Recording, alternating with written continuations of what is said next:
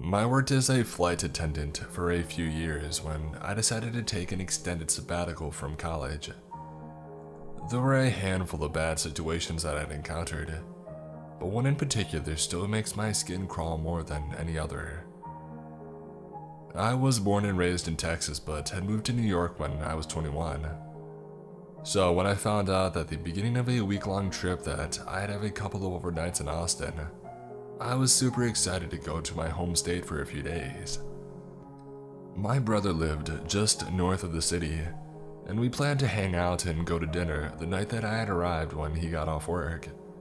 And the following day, we were going to meet up with our dad who lived about an hour away. So I get to the hotel downtown, the crew and I check in, and then we each head off to our own rooms. A short elevator ride and I get to mine. We're not even 5 minutes later, there's a loud hard knock on the door. It was only around 1 or 2 p.m. and I hadn't called either my dad or brother to let them know that I was in town yet, so they wouldn't know what room. I assumed it was maybe one of my crewmates, so I headed to the door. Before even making it to the door, however, a loud, male voice on the other side boomed. "The front desk sent me about the bathroom problem you called in," before trying to open the door. "Unlock the door and open up. Miss, I need in, now." I froze in my tracks. I hadn't even been in the bathroom yet, let alone called anything to the front desk. I'm a petite chick, and while I'd take no crap from anyone despite my size, I still err on the side of caution. Slowly inching toward the door to look out the people, all I could tell was that the man on the other side was at least 6 feet tall, and easily over double my weight. No way I was going to unlock that door. I responded to the guy, telling him he must have had the wrong room. He continued pounding on the door while constantly turning the handle, telling me no, he needed in, and he was getting in the room one way or another. I panicked, but thankfully had the sense to grab the phone and call the front desk.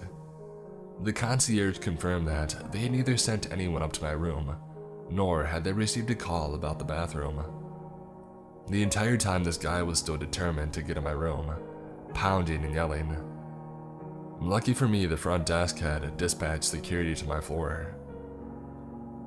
When these security officers stepped off the elevator a few seconds later, I could hear them in the hall approach and ask the guy who he was, what he was doing, and telling him that he needed to leave the hotel. He immediately gets hostile and aggressive toward them, and the front desk clerk I'm still on the phone with tells me police have been called and that they're on their way.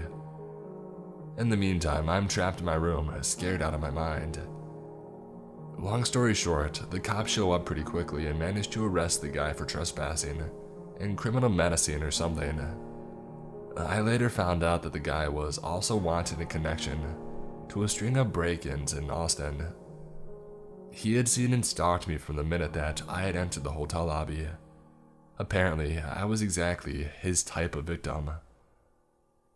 Nothing else happened after that, but it still rattled the heck out of me for the rest of my stay in that hotel. 2 years ago, my husband and I flew to LA for a weekend getaway. We stayed at a boutique hotel off of Sunset. It's more of a hipster type place. Not normally somewhere I would stay, but it was nice, clean, and had a good vibe. We met up with our friends who live in LA and went out for dinner and drinks. It was a late night and we came back to the hotel. I was exhausted and jet lagged. It was around 1:30 in the morning or something like that. My husband is a very deep sleeper. I'm an extremely light sleeper, except when I've had a bunch of drinks, which I had definitely consumed that night. So it was lights out for both of us very quickly. Around 3 a.m., I only know the time after everything has happened, I wake up suddenly and open my eyes. There's a light on in our room. The room had been totally dark when we went to bed. The light came from the doorway, which illuminated the silhouette of a man standing at the foot of the bed, just standing there staring. For a moment I'm speechless, confused and also slightly intoxicated. I haven't yet moved. My reaction is delayed, and then the stark fear and reality kick in. I gasp and say, "What the heck?" The man was wearing a red plaid shirt and had dark hair and a beard. I couldn't make out his features as my eyes were adjusting to waking up, and the lighting that illuminated him shadowed half of his face. The man says, "I need to speak with Drake." I know this may sound somewhat comical, but I assure you at the time it was terrifying. I scream, "Get the heck out!" which jolts my husband awake, who immediately sits up and sees a man at the foot of our bed. My husband is 6'5", which may not be evident given half his body is underneath the bedding, but either way, the man responds, "Oh, sorry, wrong room," and bolts out, slamming the door behind him. My husband jumps up and runs for the door, but I stop him from going outside into the hallway. Who knows if the man is waiting there trying to lure him out, or whether there are other men out there ready to pounce. I keep looking through the people, but don't see anything.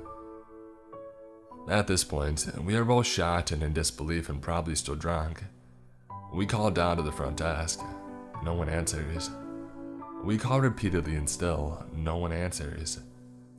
We contemplate what to do, and around 20 minutes later, we decide to get dressed and go down to the front desk. There is an employee at the front desk, and there's also a bar in the lobby. My husband walks around to see if he can spot the guy who was in our room, and as he's searching, I go up and start telling the guy behind the front desk what had happened. But as I begin the story, I burst into tears. I realize how shaken up I am. The employee gets the manager and he asks me what time the man came in the room and so on. But I don't know how long he was standing there until I woke up and saw him. I think he must have been there for a long time, just waiting for me to wake up. My husband also came back empty-handed.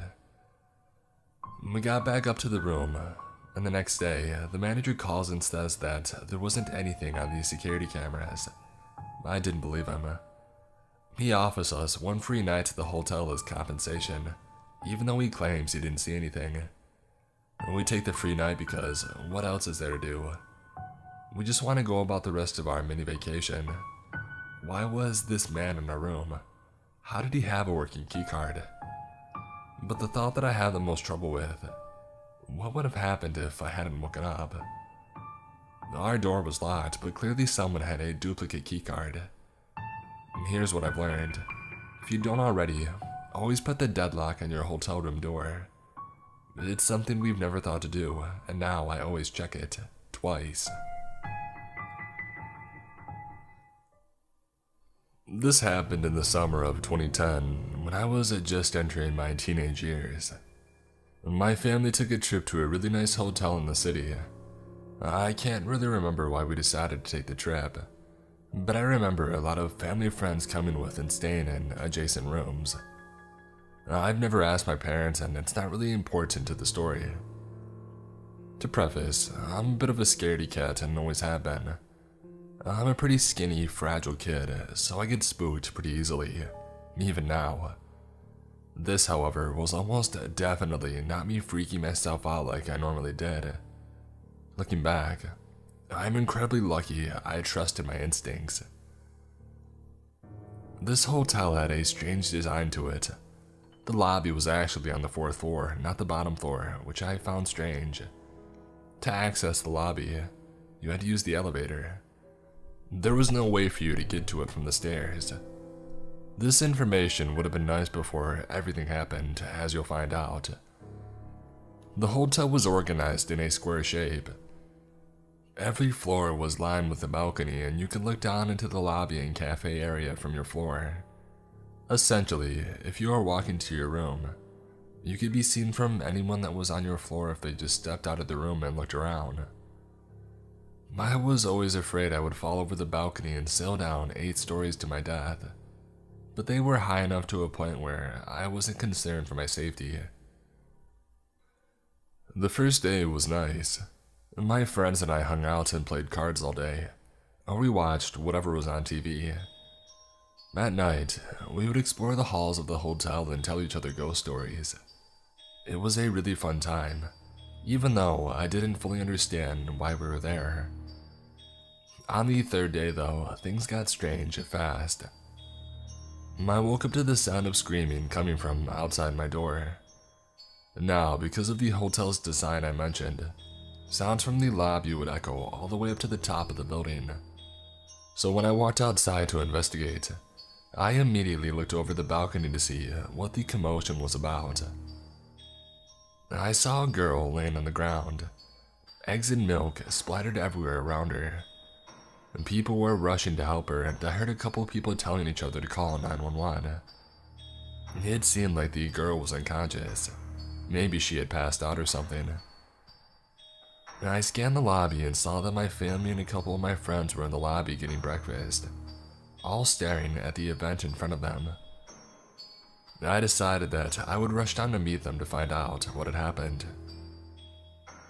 The elevator was on the opposite side of my floor, so I took the stairwell located right next to my room. We were on the 7th or 8th floor, so I knew I only had to take about 4 flights down. Not a big deal. I descended for a little while, looking for the number 4 on the wall or the letter L. I passed floor 5, ready to find a door to the lobby. I took about 2 more flights of steps before realizing that there hadn't been a door for the 4th floor, nor had there been a door for the 3rd or 2nd. Now at this point, I probably should have turned back, but I continued down because I was tired and I didn't want to climb back up. There were some weird side hallways that went into pitch black areas with a bunch of piping and wiring, and though I was curious to explore, I passed them by.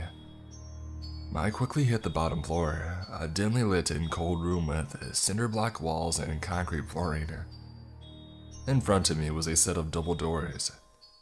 I hesitated at first, but I assumed that this was just another way to get back to the lobby, so I opened them and entered.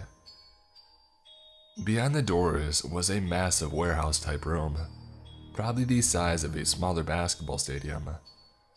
The only light coming in was from the stairwell behind me, so I wasn't really able to see much. Stairs were stacked and covered in plastic, tables lined the wall, and in the distance, I thought I could see boxes stacked in line against the wall as well. It was probably the storage room of the hotel. I looked around and saw an elevator in the back of the room, so I made my way towards it. I closed the door to the stairwell and began to walk in the dim light. The room was super muggy and dusty, and it seemed like nobody had been down there for a long time. As I got closer to the elevator, I noticed it was a little bigger than the elevators in the lobby and other floors. I pressed the up button, but got no response. There was a card swiper next to the button. It must have been for employees only, I thought, and I turned back towards the stairwell doors, making my way past the chairs and tables along the wall. When I got to the door, I gave it a tug. Locked, of course. This is when things started to hit me, and I realized that I was stuck in the dark, dusty basement of a hotel. I didn't have a phone because my parents wouldn't let me get one until I graduated middle school, so I couldn't call anyone. Everyone likely assumed I was still asleep in the room, so I began freaking out, believing that nobody was going to look for me. I searched around the warehouse, looking for other ways out. Some areas of the place were better lit than others, so I looked around in areas that I could see first before starting on the darker side of the room. There was one other set of doors that I found, but it happened to be locked as well. I began to cry, scared that nobody would ever find me in this basement. I swear that it felt like hours, but I think only a handful of minutes passed before the door creaked open. It wasn't the door from the stairwell, rather the second door that I had found. A slim, middle-aged man in a lab coat came out of the doors. Now, if this was a 21-year-old me seeing this, I would be very confused as to why this guy was wearing a lab coat in a hotel. I was only 12 or 13 at the time, so I was immediately relieved at the sight of an adult who looked smart. I approached him, tears in my eyes, and he immediately looked surprised to see me, as you would expect. "What are you doing down here?" he yelled. I got lost on my way down to the lobby and I've been locked in here. Do you have a key? I was shaking, eager to get out of there. He didn't answer my key question, and instead he said, I know a way out of here, follow me. He began to walk towards the doors of the stairwell and I followed, relieved that someone had finally come to save me. We approached the doors and I began to reach for the handle, but he continued walking. Isn't it right here? I asked him. I'll never forget the look in his face when I said that. He looked nervous, and though it was dim, I could see sweat glistening from his forehead and behind his glasses. No, this way, he said sternly. I continued to follow him, but I was now nervous myself. We had passed the door to the stairs and we were now headed towards a darker side of the basement away from the elevators. He looked like he had no clue where he was leading me, as he kept checking around him, almost as if he was taking in his surroundings for the first time. We turned a corner and began walking towards the boxes, a dead end. I immediately froze, realizing that something was very, very wrong. This guy had no idea where he was going, nor did he appear to work at the hotel. I said, my voice shaking, Okay, where are we going? He turned and said, This way, just follow me. I knew that there were no doors by those boxes. I had checked there first after I had found out the stairwell door was locked. I wanted to thank whatever God is up there for gifting me with the idea that I had next. I started yelling as loud as I could. I yelled so loud that I gave myself a headache. The man, irritated and plugging his ears, began yelling back at me. What are you doing? Be quiet. I continued to yell. I don't even remember how long I was yelling. Finally, the man snapped and began quickly walking towards me. I went in a full sprint towards the stairwell doors, hoping to God they would somehow be magically open. He didn't run after me. He walked sternly behind me, muttering things like stupid and other kind of compliments. I was about 5 feet from the door when somebody burst through, my savior, a hotel janitor who had heard the screaming from the stairwell. He saw the situation, me and some random guy in a lab coat in a locked basement, and immediately told me to get behind him. The janitor asked me who the man was, and I said I had no idea, that he had come in through the door on the other side of the room, and I pointed to the door. The janitor quickly radioed into the desk that he had found a child in the basement, and quietly so that I wouldn't hear. He said, This man came from outside, get security, or something like that.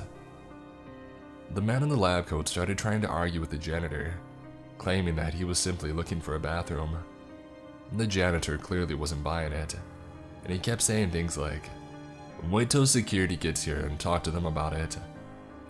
I was standing beside him the whole time, trying to take in what was happening, confused out of my mind.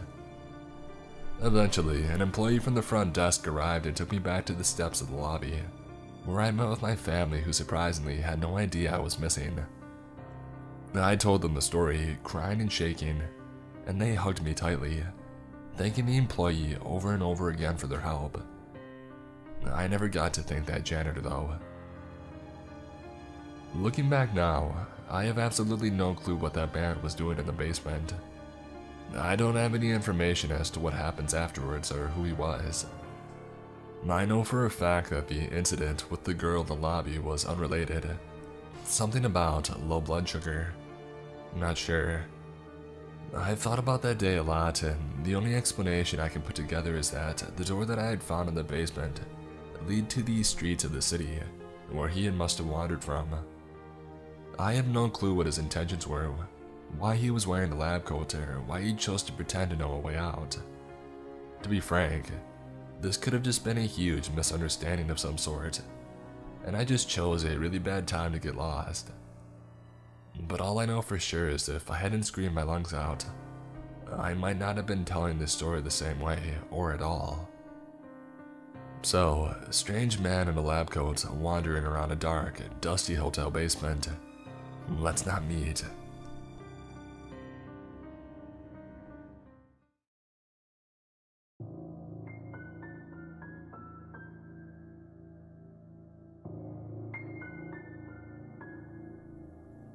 So, I live in supported housing. This means that I basically have a room in a house that I share with others who have learning disabilities. When my best friend moved in, this one particular tenant, who we soon started calling Creeper, full-on stalker, he would lurk outside our room late at night, waiting for her to come out. If she didn't come out, he would go outside and knock on her window. He would watch her come out of the shared bathroom from the top of the stairs. He tried to kiss her, and one time touched her on the shoulder and said he was looking after her, when a support worker asked what he was doing. He also waited on the stairs when her and I came back from a trip at like 11:30 at night. Needless to say, we waited around the side of the building until he went away. He also watched her through his blinds, and he's been warned at least 3 times by support workers to leave her alone. Now here's the worst part. He's 45 and she's 22. And he has a girlfriend who he's been with for 10 years, but he doesn't like her very much, judging by the frustrated phone calls he has with her on the daily. Now, he also displayed a milder form of this behavior when I moved in, but he started leaving me alone within a few months. But the difference with my friend is that he is infatuated with her. Not only is he emotionally and physically trying to cheat on his girlfriend, who he doesn't even seem to like, but he's been doing it since my friend moved in, which was at the beginning of the year. He needs to be charged with something, and his girlfriend needs to dump him. He needs to be thrown out of the house too. But people keep giving him an excuses not to have him punished, and I'm sick of it. If it weren't for whatever he has, he'd be in prison. I wanted to share this because I'm done with him. I want him to leave my friend alone. I want him out of the house. The staff aren't doing anything about it, so I'm going to take matters into my own hands. But what should I do? So, this is my second time writing in this sub. I'm a female in my early 20s, and I filed a police report and have already told the story to those close to me. But I feel like venting about my piece of crap ex-housemate to you guys, and then it would make me feel a little bit better. Kareem is somewhat close to his name, so I'll use that. Now, I'm not very good at reading people, unlike my landlord. When I first met Kareem, he seemed polite enough. He was super tidy, filled the house with amazing smelling cooking, and best of all, he stayed out of my way. I'm kind of a loner and stayed holed up in my room with the company of my gerbils to quietly study and play Minecraft. We didn't cross paths often when the school year had started in September.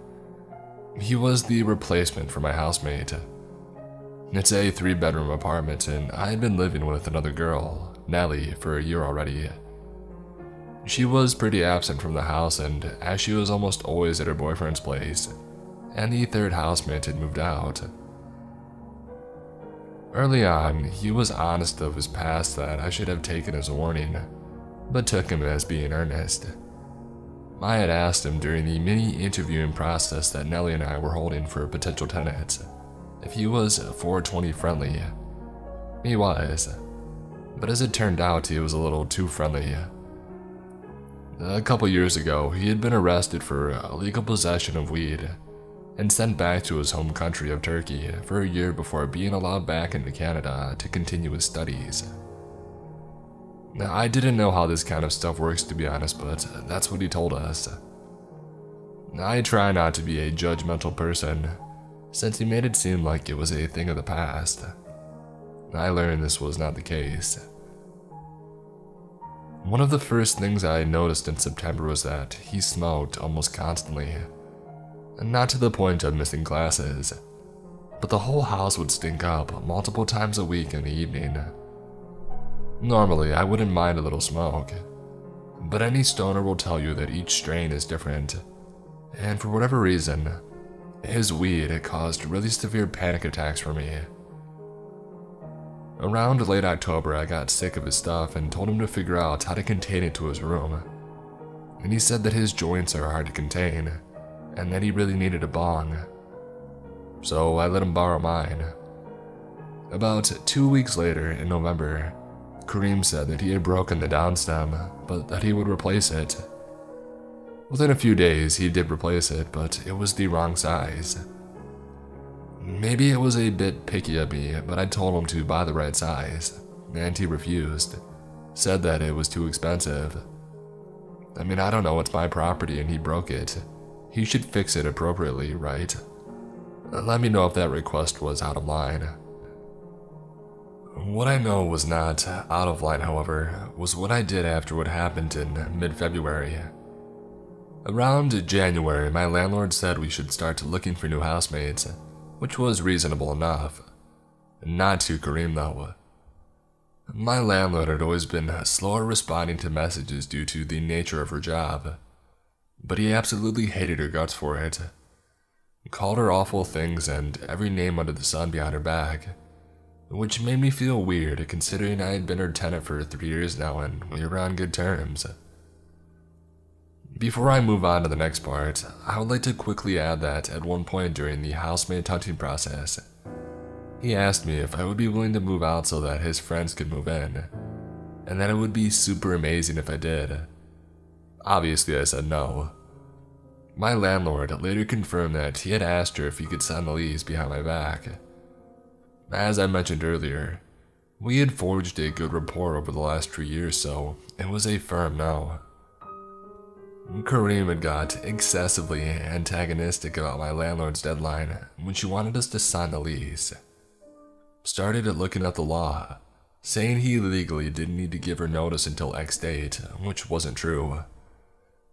He told me to quietly look for housemates and tell the landlord at the last possible date, which made me super uncomfortable since it was around midterms, and was secretly grateful she was pushing for the deadline so strongly. I just wanted it over with. It was shortly before I signed the lease with my new housemates that he showed how truly two-faced he was. I dug through our Facebook messages. The gist of the conversation was this. Kareem, can I use your laundry after I move out? I don't have laundry on site. Sorry, no, that's kind of weird. No, it's not, we'll pay you. We? Yeah, me and my housemates. Note, I never met these housemates before and still have no idea who they are. At this point, I started getting extremely weirded out. I said no a few times but caved and started saying stuff like, I'll think about it, to appease him. Though I had zero intent of letting him use my stuff. It seemed like the best way to get him off my back since for almost a week he had continuously pressured me and to try to get me to say yes. Things hit the first of 2 crescendos when, the day before, me and the 2 new tenants I chose, super awesome dudes by the way, were supposed to sign the new lease. Back to Facebook, and again, an approximation of our conversation. If you don't promise to let me use your laundry next year, I'm going to make a scene in front of your housemates. A scene. When they come sign the lease with her, I'm going to tell them how awful our landlord is, that she doesn't care about us and is terrible at replying to our messages. If you let me use your laundry, I'll wait until they leave to tell her to her face. In other words, he was going to make my new housemates question my judgment and make them think that I was a bad person or something. Why else would he go off in front of them and my landlord and tell me she was a horrible and nasty person? He later claimed that these messages were a joke to which I messaged back asking where the punchline was, because I didn't see it. I felt like a badass saying that, not gonna lie. Especially since he never got around to explaining this supposed joke. At this point, I had a bit of a breakdown. I called my landlord that night when Kareem had left the house for a few hours, letting her know exactly what had happened, and what he was planning to do the next day, even sending our screenshots of our Facebook messages, and telling her that I couldn't let her and my new housemates come over in good conscience. Call me a snitch, I don't care. This guy does martial arts 3 times a week, and despite being shorter than me, could definitely send me through drywall if he felt like it. I felt threatened and didn't want to know what he would do if he found out that I told her, and was the reason signing the lease was rescheduled to a different time and location. She believed me, especially when she read all the text messages. Full context, nothing conveniently cropped. She even saw the parts where I was playing along and calling her names too. That's when she told me that she had seen straight through his act while he was signing the lease. Apparently, he spent half an hour reading and rereading our lease, which is abnormal, asking weird questions and being rude to her. After years of being a landlord, she could clearly see that he's the type of overly macho guy that likes to control women, but gave me the benefit of the doubt. I'm inclined to agree, especially looking in hindsight at how he's treated the women, me, the landlord, and Nellie, versus men, Nellie's boyfriend and my male friends, in our lives. So, I signed the lease with my new housemates the next day at a coffee shop, telling Kareem that it was out of the blue that we were signing elsewhere, and that I had no idea why we had changed plans, and I thought that I had gotten away with telling on him. Until my landlord sent him a letter from her lawyer that we had very clearly stated that he would not be allowed to demand the use of the laundry again, and that if he came back to the house after moving out, it would be considered trespassing. At first, I thought it was an overreaction on her part, but looking back on those messages, I can see why she made that decision. He angrily knocked on my door and shoved the letter in my hands when he got in that day, aggressively and quite frankly, melodramatically saying, "You betrayed me." I kid you not, those were his exact words. I think he lost his grip on me since he could no longer pressure me now that the secret was out, which frustrated him. Things then settled down temporarily. He would retaliate in small ways, going out of his way not to sort the recycling in proper bins, not cleaning out the shower drain, putting plastic and metal in the compost bin, and smoking weed excessively. They were small, but they irritated me. It was the day after he moved out that we reached our second and final crescendo, which led to the police report from the initial paragraph. After months of stuffing a shirt under the crack of my door to keep the weed stink out, and generally being freaked out to the point of carrying a small kitchen knife in my pocket whenever I left my room after the laundry incident, you can bet your butt I was counting down those last days gleefully. He said that he left a few things behind from the kitchen. He came along with a friend and we sorted out whose Tupperware was whose. On his way out, he spotted my mop and bucket. He claimed that it was his and that he wanted it back. I had had this mop and bucket for 2 years. Why the heck was he claiming that it was his? I said no and he started roaming around the house, saying that he wanted his mop and bucket, and that if this was mine, his must be elsewhere, which made me uncomfortable as hell. I diffused the situation by saying I wanted to use it, and I would give it back later. I was planning on keeping it. I am under zero obligation to let him back in. Remember the letter that said him coming back in the house after he moves out is trespassing, and he instantly snapped out of it. Later that day, he even said that I could keep it. Why he changed his mind is beyond me. The next day, Kareem said he had left 2 more items behind. I was irritated at this point. I just wanted to be left alone. I said I would leave it outside. I admit I definitely shouldn't have done what I did next. I was annoyed and I cringe when I read my own messages, but his reaction was completely out of proportion. Kareem said, "Yeah, I'll stop by in a few hours. I just got out of the shower. I'm busy, can't you come by now? Just throw on some shoes and shorts and a t-shirt, nobody's outside." By the way, at this point, my town had been on lockdown for 2 months. Since it's a university town and I live in an area almost exclusively populated by students, Nearly everyone was gone and it had been a ghost town for weeks. I should also note that he had not been taking good social distancing measures whenever he was over, and had zero problem getting up close even though he had recently been to a much bigger city with a bad outbreak. Just thought that I would point that out. Fine, then give me my mop and bucket. You said that I could have it. Give it back. No. I put the two items, a tray and a mug, on the porch. A few minutes later, I heard a polite knock. I knew it was him and I ignored it. A few seconds later, a ring on the doorbell. Another ring, a louder knock. He kept ringing the doorbell over and over. Exasperated, I opened it and he stood there smiling. Give me my mop and bucket. No. I quickly shut the door. Truth be told, I was worried he would try to stick his foot in the door and try to stop me from closing it, but he didn't move. He started knocking again, and ringing the doorbell repeatedly. At first, it was with some time in between, a few seconds, but it grew in frequency and volume. It went from firm knocking to louder, angry knocking. It felt like I was running a marathon, my heart was beating so fast.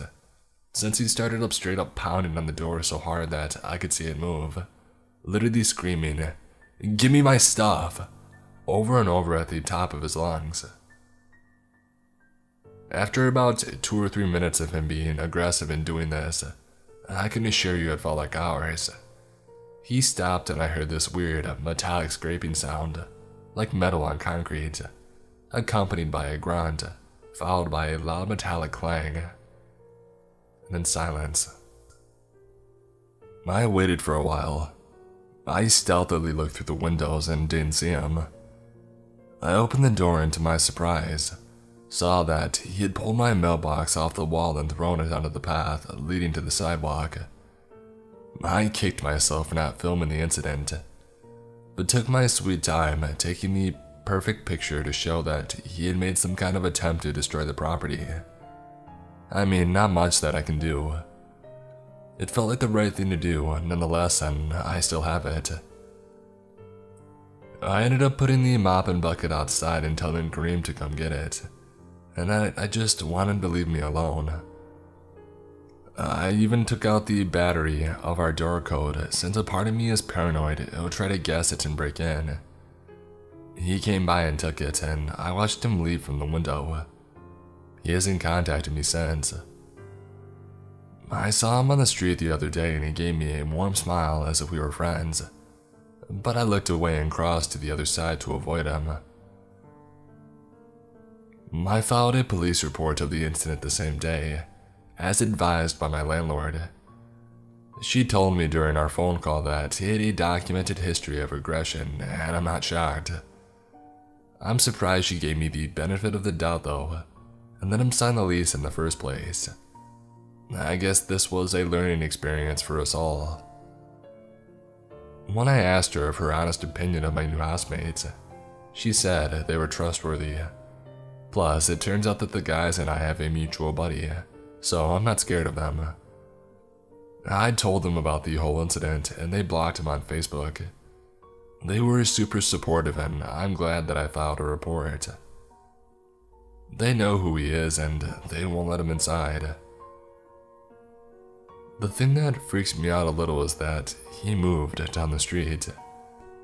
I can see his new unit from my window. I can't really say let's not meet again since we live so close and we'll inevitably cross paths on the street in the future. But I can confidently and without hesitation say, Kareem, get effed.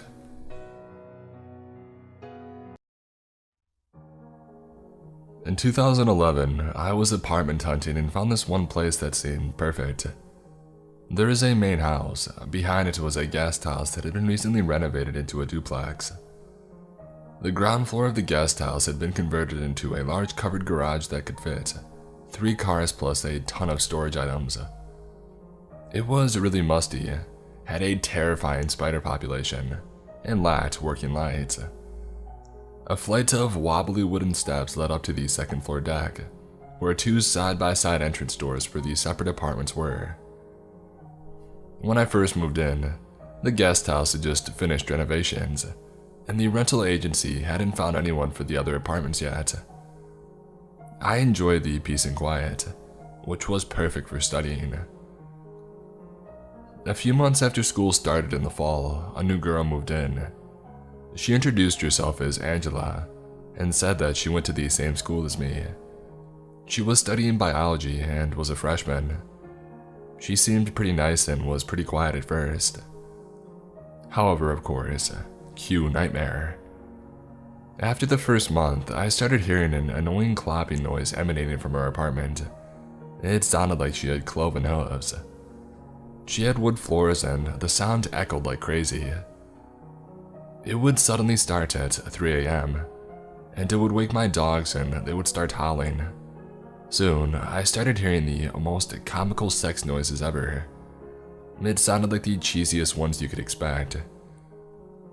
This went on every day, multiple times a day. At first I thought, good for her. After the third day though, I was tired of it. Bye-bye perfect study environment. One day when I was getting ready to step outside to grab the mail, I heard voices out on the deck talking. One male, one Angela. I peeked out through my peephole and saw an older guy, maybe 60 to 65 years old, with a fat belly, white hair, and a sweat-stained undershirt. This was maybe 10 minutes following one of the comical sex routines. I assumed that she had a super old sugar daddy and waited until they left to grab my mail. A week later, I pulled into the back alley that led to the garage entrance and saw a car parked in front of the garage, blocking the entrance. I assumed Angela had a friend over who decided to park there. So, I knocked on her door and she answered in feathered lingerie and clear platform stripper shoes. A very sweaty and out-of-breath older guy said that he would move the car. By this point, I hadn't realized what Angela was really doing. I excitedly texted my friends the news and we laughed about it. The next night, it was really dark out. I had gone to the grocery store and pulled into the back alley. The floodlight was out and it was unnervingly dark. I always hated pulling into the garage because it's insanely creepy, especially when it's this dark out. However, I opened up the door, slid my car in, and then got out to unload. A dark shadow stood at the garage entrance next to my trunk. Hello. I almost peed my pants. Though I liked my guest house, it wasn't in the best neighborhood, and I was convinced that I was going to be mugged finally. Instead, the man made small talk, asking me if I lived next door to Angela, was I a student, how did I like the area, and did I have a boyfriend, and so on. He told me that I was very beautiful and that he had always wanted an Asian girlfriend. I walked closer to him and saw it was the man from the other week with the white hair and the sweat-stained shirt. I was really evasive and asked him if he needed any help. When he said that he just wanted to get to know me, I said no thanks. He told me that he would pay me. I realized he probably thought that I was the same as Angela, and I quickly told him to get out of here. I rushed past him and I went upstairs, leaving my groceries in the car and the garage door wide open. Shortly after, I started noticing that things were missing or moved in my apartment. Clothes would go missing. I would hunt desperately for a pair of leggings or a dress or a bra, and I would never be able to find them, even after searching the laundry hamper. Stuff like mail or books would be moved from one room to another. My dogs and cats also started acting really skittish. Sometimes I would catch them staring intently up at a corner. One night, I woke up at around 3 a.m. to hear really serious scratching noises coming from the living room. It sounded like a large animal with big claws was digging away at something. I mumbled, "Muffin, stop." I felt a paw on my arm and I slowly opened my eyes. Muffin was on my bed with me, looking at me nervously. Okay. I sat up and looked around. My other dog and my cat were both sleeping soundly at my bed too. So what was in the living room making these scratchy noises? I also noticed that my bedroom door, which I had shut when I had gone to sleep, was now wide open. Nope. I've never been one to believe in the supernatural, but I was pretty convinced based on the signs that there was a ghost living in my apartment. I put in headphones to drown out the noise and stayed up all night doing paranormal research on my laptop. I never once got out of my bed to check the living room. I was way too terrified. The next day, I created my dogs and cats and I went to school. When I got home, I noticed the wall next to the front door had some really deep scratches in it. The drywall and paint were ruined. These hadn't been there the previous day and my pets were created while I was gone. So I couldn't figure out where these had come from. Must be the ghost, I thought. The landlord had told me previously that there were paint cans in the garage, so I figured I would try to hide the ghost's mess with some paint. I went down into the garage. Right in front of my parking spot inside the garage is this weird little workspace that someone had constructed before I moved in. I never looked inside, but it was maybe 6x4 and had walls made of particle board.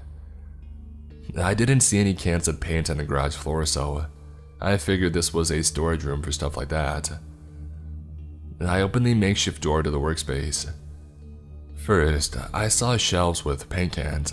Great. And then I looked down and saw a blanket, pillows, flashlight, giant plastic canister of cheese balls, a big screwdriver, and a Velcro wallet.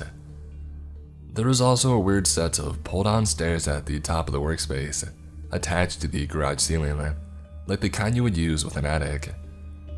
I picked up the wallet and looked inside. Bam, a photo ID of that creepy sweat-stained shirt guy. I immediately fled the garage and went into my apartment to call the cops and report that a homeless guy had apparently moved into my garage. The cops came to investigate. First, they found that the pull-down stairs led to a door in the ceiling that resembled a ceiling tile.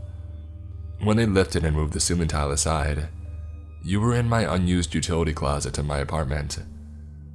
The cops asked if I ever noticed anything strange in my apartment, and I told them about the missing and moved stuff. Apparently, the screwdriver found in the workspace had flecks of paint and drywall on it. I don't know why someone would just sit in my living room and scratch at the wall with a screwdriver in the middle of the night, but I am so glad that I never left my bedroom to look at the ghost now. The cops never found my missing clothing though. The cops also never found or caught the guy. I tried to confront Angela about the weirdos that she was bringing to our building, and how one had been living in the garage and breaking into my apartment, but she mysteriously disappeared. No more funny noises at 3 a.m. or clopping. Mail piled up in her box, and then randomly, a month later, a new guy was living there. Weirded out, I called the landlord, who said the new guy was a new tenant and wouldn't give me information on what had happened to Angela. Creepy.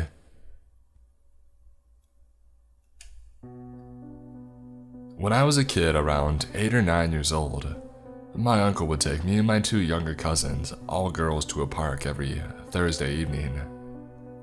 It was a small rundown park but had bright lights and a few functional rides like spinning teacups, and a small train, so we enjoyed our weekly trips there. Being the oldest, I was kind of an old soul, overly cautious, reserved, and somewhat paranoid. I would tell my younger cousins to behave well in public, not to make too much noise or to be overly friendly with strangers. However, I was still a child and often went with the flow. During one of our weekly outings, we decided to visit the Haunted Shack on the park, which was another amusement presented by the low-budget park. As we were going in, a group of young men also slipped in. When the park attendant told them that they only allowed family members to accompany minors, they claimed that they came with us and they were our uncles. Numbly, and like the idiot that I was, I nodded when the attendant asked me. I was just relieved that I wouldn't have to be alone with my younger cousins in the haunted house. The house was more of a mud hut, with hay on the floor and a very strong smell of decay. There were strobing red string lights around and some random broken pieces of furniture. The show began 30 seconds after we went in, with 2 ghosts coming in and flapping their arms at us. The ghosts were much dressed like the Scarecrow from The Dark Knight, and the odor coming off their costumes made me gag. By then, all three of us cousins were backed up against the wall, with the other two huddling behind me and the ghost flapping their dirty sleeves in my face. I screamed at that point, not because of my fear of the paranormal, but because being a small dark shack bathed in red light, surrounded by strange men, set off my paranoia. The young men, probably in their early to mid-20s, jumped in front of us in a very dramatic gesture with their arms outstretched, and put us girls behind them. My cousins, aged 5 and 7, started crying, and held onto both of my hands and legs of their uncles. It would have not been a creepy gesture, but the men kind of started pushing us against the wall with their bodies, hands still outstretched, and patting us on the face and body. I still remember how sweaty his hand was as it moved over my skin, and how his body pressed against mine in that congested, dark, stinky space. Hysterical, I yanked at my younger cousins and screamed that I needed to leave right then. One of the young men said something about not leaving until the ride was over, but I wasn't listening. I screamed and I hit them. I was a very charming child with an exceptionally loud set of lungs, and demanded that they open the door. Once outside, I almost fell on the grass, oddly drained but thankful to be out of whatever that was. One of the young men came up and touched my hair and murmured, "Sweet baby," and walked away. I dragged both of my cousins and ran until we found our actual uncle. The group of men just watched us go with the creepiest smiles. Also, fun fact, but there is a large hole in the boundary wall of the park, and next to it was a strip of unkempt trees, which to this day is infamous for its population of druggies. We never returned to that park again and didn't speak of the entire episode. I'm 23 now, and reading other stories in this thread just triggered that one long-suppressed memory. So, dear ghosts and uncles, let's not meet again. This happened about 12 years ago. I was 16 at the time. It was summer and I was hanging out with my friends Leanne and a guy that I liked, Billy. We were sitting around trying to figure out something fun to do when Billy said, "Let's go to a haunted house." Leanne and I were goth girls at the time and got really excited by his suggestion. I don't really know what we thought we would do. Maybe sit around in a dark house and talk to ghosts, but we drove on over to the haunted house. The house sat all alone in a giant field of overgrown grass. I don't remember what time it was, but it was dark and there weren't any streetlights near the house and all the windows were boarded up. We marched through the grass and I, wanting to seem cool, marched to the front door first. Again, wanting to appear cool in front of my crush, I decided to be the one to open the door and go in first. I reached out. The door was unlocked and I pushed it open. It was pitch black inside. I couldn't see into the house at all. It was like a blanket of blackness that was in front of me. I then got an eerie feeling. The kind of feeling you get when someone is watching you. I felt like someone was standing in front of me in the blackness. And that's when I heard it, just a few feet in front of me. The quiet and steady sound of someone breathing. I lost it. I started screaming and turned around and ran away. Leanne and Billy started laughing and followed me nonchalantly. I ran all the way back to the car where they both started making fun of me. "What was that?" Leanne asked. "Breathing, I heard breathing. Someone was breathing."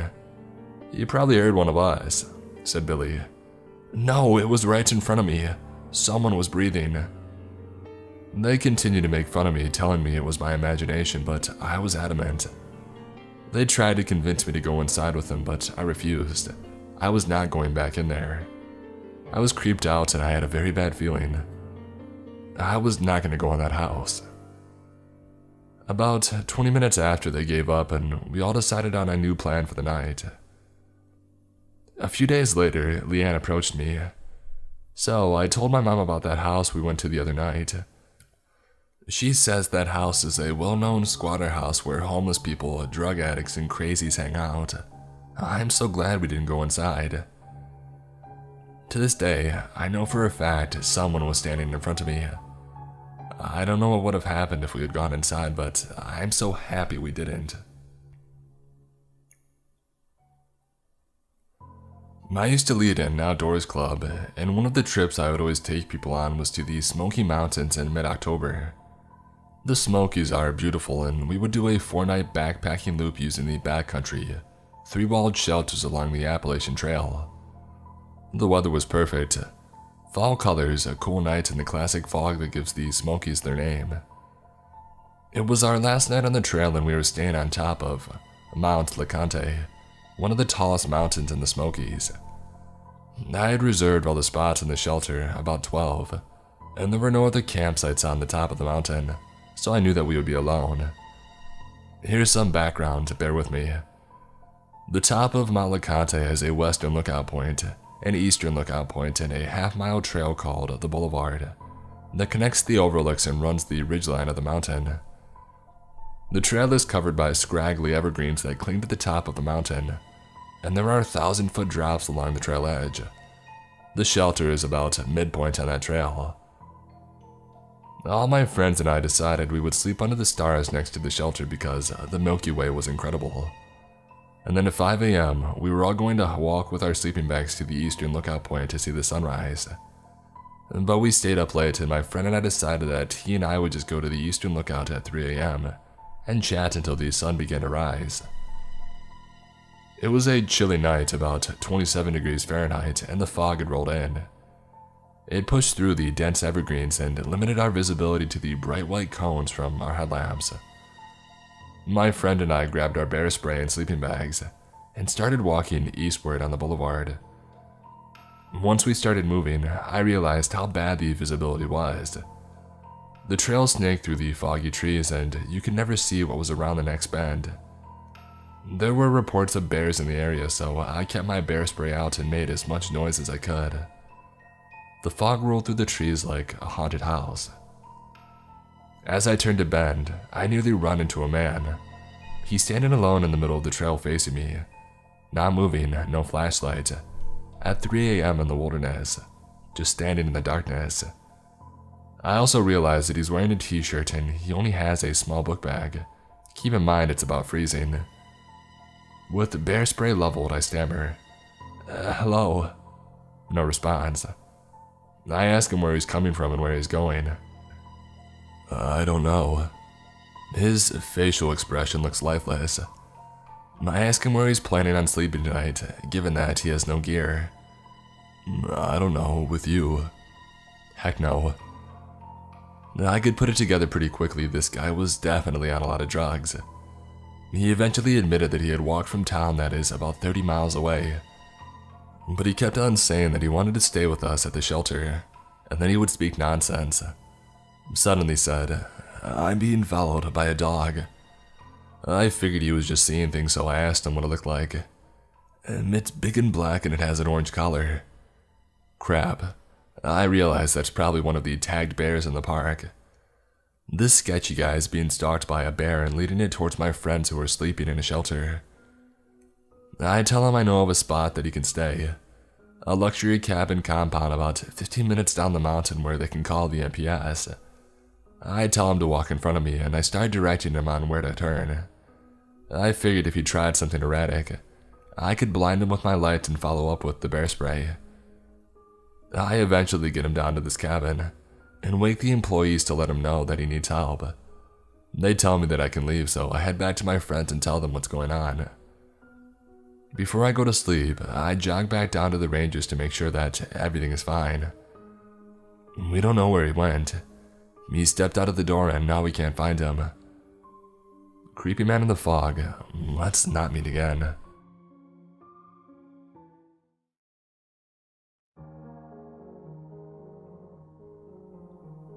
I was 14 years old when I had to live with my grandparents. I had to live with them because my sister was in college and my parents were divorced. They lived in this old bungalow-type house. It was one story and we had upstairs that immediately goes up to the attic. An attic which no one really uses, we just put stuff up there. It's really just too hot and stuffy up there. The sole window there didn't really help. The attic had old creaky wooden floors that I used to have to polish with a coconut shell, because that's how we do it here in the Philippines. That and my grandparents are very traditional. Anyways, my dorm room was near these stairs leading up to the attic. Like, you open my door and then face right and the stairs would be immediately right there. I hated that every time I left my room because I would expect that something would be immediately crawling down from the attic. One night, my grandparents had to pick up my aunt's family from the airport, but because of the horrible traffic here, they had to leave at 7 p.m. And their expected arrival back home would be at the most 5 a.m. So a 14-year-old girl would be alone at home the whole time. I told them that I would be safe here, and we lived in a gated community. We had tons of guard dogs, everything would be okay. Or so I thought. Before they left, we already had dinner, so I was stuck with cleaning the dishes and all. As I was doing that, I could hear a bunch of neighboring dogs barking a lot. I didn't really think much of it, because the dogs always do that. When I finished cleaning up from dinner, I immediately went and locked every door and window, and I turned off the lights before heading to bed. When I entered my room, the lights were open and it looked normal. My anime posters were on the wall, my closet wasn't touched. My bed was next to my barred, tinted windows. We had to tint them because I was on the first floor and my grandparents wanted to make sure that nobody would peek into my room.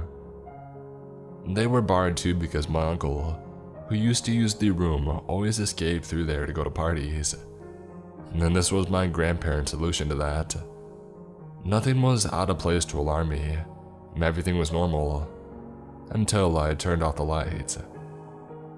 As soon as I did that, a silhouette of a man was illuminated by the streetlights outside. He looked like he had thick curly hair and a skinny build. I thought I was having hallucinations, and so I turned the lights on again and he was gone. I turned him off again and he was back. Turned on, gone, turned off, gone. I sighed in relief. I was just tricking myself, I guess. Or something else was cast in the shadow. I double-locked my door just to be safe. One with the doorknob lock and one of those door latches type locks, and then I tucked myself in. It was hard to fall asleep when a lot of the dogs were barking outside. They weren't our dogs, but our neighbors. But I was finally falling asleep when I heard something from above me moving. Something in the attic. I pushed down the thought, I'm tricking myself again. I hugged my pillow. It's just rats, I said to myself. These rats seemed heavy and were also pushing furniture around. My heart sank when I heard them hurriedly go down the stairs and stop at the bottom. I covered myself in my blanket and I waited for something. I was also wishing that my parents had given me a phone at the time like this, but I only waited in bated breath. Suddenly, I heard my doorknob being gently fiddled. I wanted to vomit when I heard a click, followed by a quiet turn of the knob. The knob turned, but it didn't budge. When they noticed, they tried to push it. This time, I'd finally stood up. Shaking. I was a kid home alone with no phone, no means of defense. All that was saving me was this thick door from the old days. I softly pushed my body up against the door and locked everything up again. I didn't want to make a sound. I didn't want to scream. I didn't want him to know where I was. I don't know why he stopped, but he did. I didn't go back to bed. I just sat there at the door waiting. It felt like forever. I heard footsteps go up the stairs, but I still sat there. I saw something move in the corner of my eye, there out of the window. The shadow was back. I forced myself not to look. All I could think of was, thank God that they were barred. I don't remember what happened next. I think I fell asleep or I was too scared to even think straight. I just remember the next day when my family and I were finally having breakfast. I casually brought it up to them. Grandfather, I think I heard footsteps up in the attic last night." My grandmother scoffed. "It's probably rats." I never brought it up again. I didn't want them to worry. I probably was. But I do know this. Our dogs were caged up near the gate and were far away from my room, so they wouldn't have seen anything. The only dogs who were near my room were the neighbors. Also, there was nothing outside my window that could cast a shadow that looked like a man. And lastly, the attic window was open. I really don't think that it was rats. I still feel sick to my stomach, and I am honestly so freaked out right now. I have every light on in the house. Anyways, here it goes. I volunteered for a 24/7 wildlife rescue service here in Australia that mostly amounts to picking up orphaned joeys from the side of the road, catching sick wallabies and roos, getting possums out of fireplaces, and others ranging from very challenging to the basic. Now, I don't drive, so I only do rescues in my area or relatively nearby suburbs. I live a block away from a wildlife reserve that has a problem with toxoplasmosis, a parasite that is basically deadly to most macropods, animals with pouches and marsupials. So, when there was a call out at 9 p.m. in the reserve right next to me for a medium-sized wallaby with toxo, I had been bored all day on my day off and went, heck, why not? I got my rescue tub, which contained my essentials, a Hessinger bag, ties, gloves, and head torch, and I went on my way. The couple that called in the roo were at the entrance of the trail, and they told me where it was. I knew them too. Our dogs like to play together, and I was easily able to understand what part of the track they were talking about, and I trusted them. They offered to come with me, but it was cold and late, and I didn't want to stress the little guy out by having so many people around it. So I politely said no and that I got this. My area is very safe, and I've had no problems walking out late at night or in the dark. So I walked the 30 minutes up the hill into the reserve, and I found the poor wallaby. He was so lethargic and didn't bother to move when I went right up to him. Now, he was a very large wallaby, definitely not a medium, and probably weighed around 45 kilos more than half my own body weight. I normally wouldn't do these rescues because I know it pushes my physical capabilities, so I gently maneuver him into the sack I had in my tub, tie it such with some cable ties and pop him in the tub. Now, having grown up in the area and in the Australian bush, I am very used to the sounds of the animals in the night, the scratching, movements, hissing, growling, etc. And since I had my head torch on the entire time, I could see where my feet were going. I was fine. You develop a sort of sixth sense by doing this. I knew the sounds so well. I was a nighttime bush tour guide a few years before I got sick. And when I get a hair-raising feeling on the back of my neck, I know something isn't right. And as sure, every hair in my body seemed to stand on end, and I'm on the balls of my feet. I scan the surrounding area, thinking that it might be a snake or a lost dog or something. Nothing.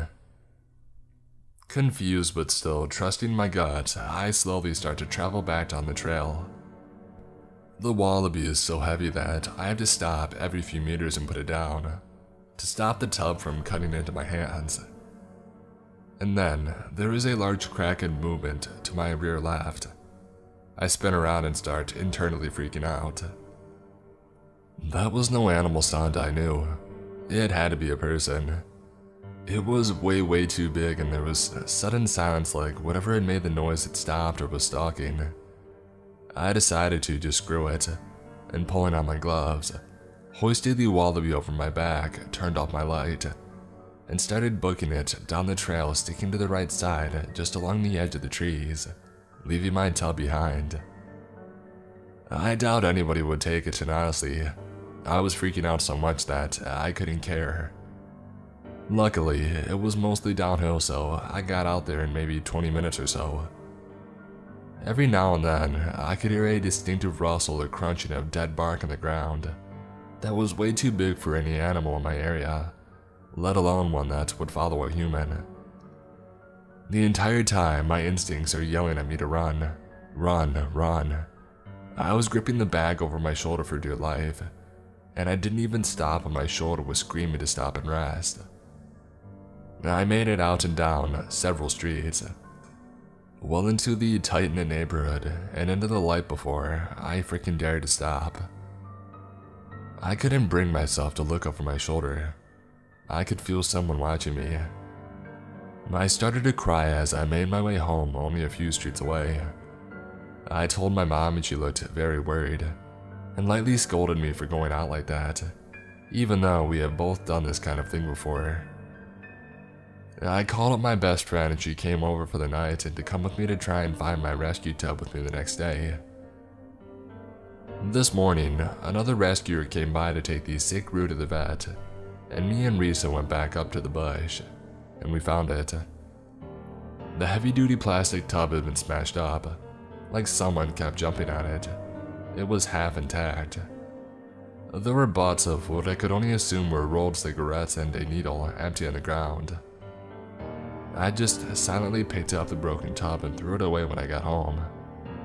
I don't think that I'll be going out at night for a long time. To whoever or whatever was stalking me in the bush last night, let's not meet, ever.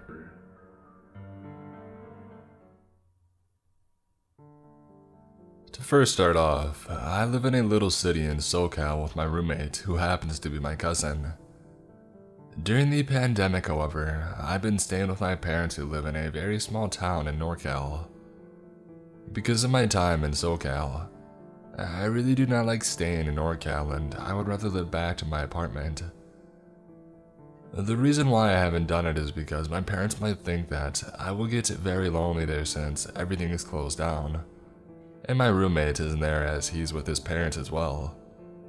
However, since I had to go back for a specific reason, my parents wanted me to take my dog there, Mocha, so I wouldn't feel as lonely staying there. I loved her so I didn't mind one bit. Mocha is a small, pomchy dog that loves to play around me and is usually by my side for most of the time. She also loves to go for runs with me, so I occasionally do take her on jogs. On a Wednesday night, I decided to go running with her. Whenever I go on any runs, I go at night because that's the time I am most energetic. And all the times I went running at night, I never had any type of encounters or occurrences. I put Mocha on a leash and off we went. About 20 minutes into our run, I was running through this creek where there was a park next to it and a bunch of trees surrounding it, houses to the other side. The trail was pretty narrow and the street lamps were pretty dim, but still bright enough to see up ahead. As I'm running with music playing, my leash was tugged by Mocha. This usually happens when she wants to go to the bathroom, so I stopped to let her do her thing. But when I turned around, she was in her alert stance looking straight behind where we had ran. I just assumed that she had heard a squirrel or some other small animal, as she usually does this when she sees one.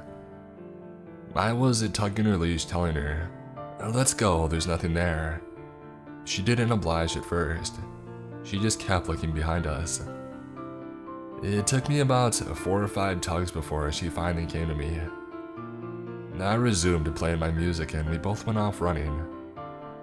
I was almost out of the creek and then I would meet a narrow sidewalk that was straight ahead. The trail only had to take a few more short turns. Probably a minute or two later, Mocha tugged the leash again and went on her alert stance behind us. She did an aggressive bark and started growling. I stopped and was looking all around behind us.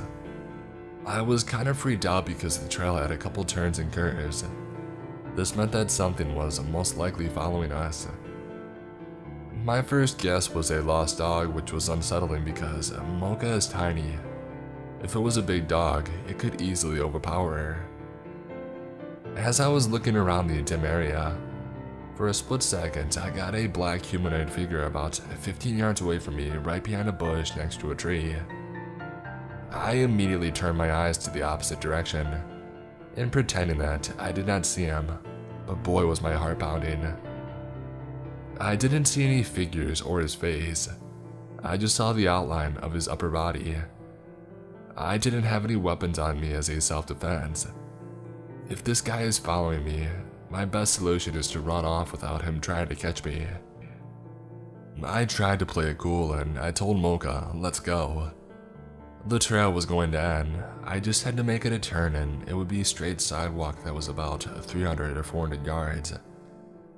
There are fences on both sides of the sidewalk, so the only solution was to keep running forward. I went as I jogged right as I turned the corner, and made sure that I was out of view from the person I went on a full sprint as quietly as I could. The sidewalk was ahead of me, so I made sure to just keep on running. I kept looking behind me to see if I was really being followed.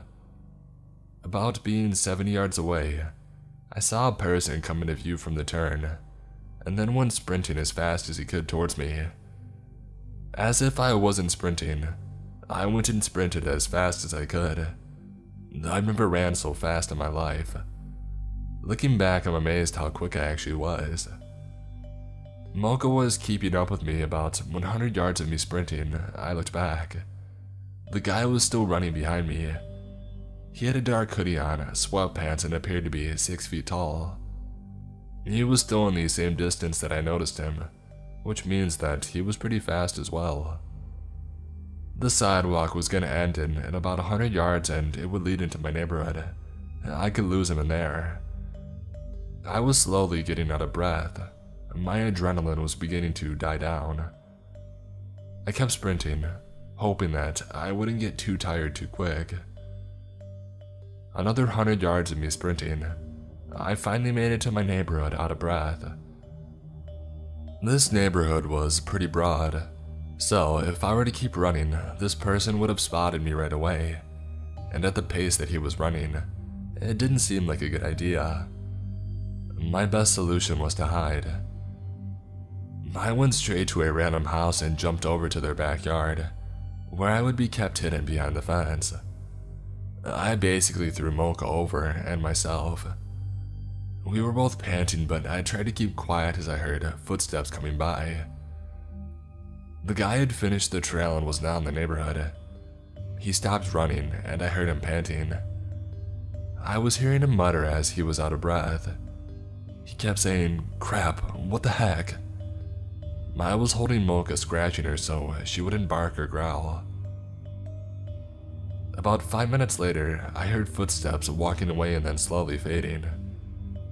I waited about 10 minutes in complete silence to be sure that he wasn't close by.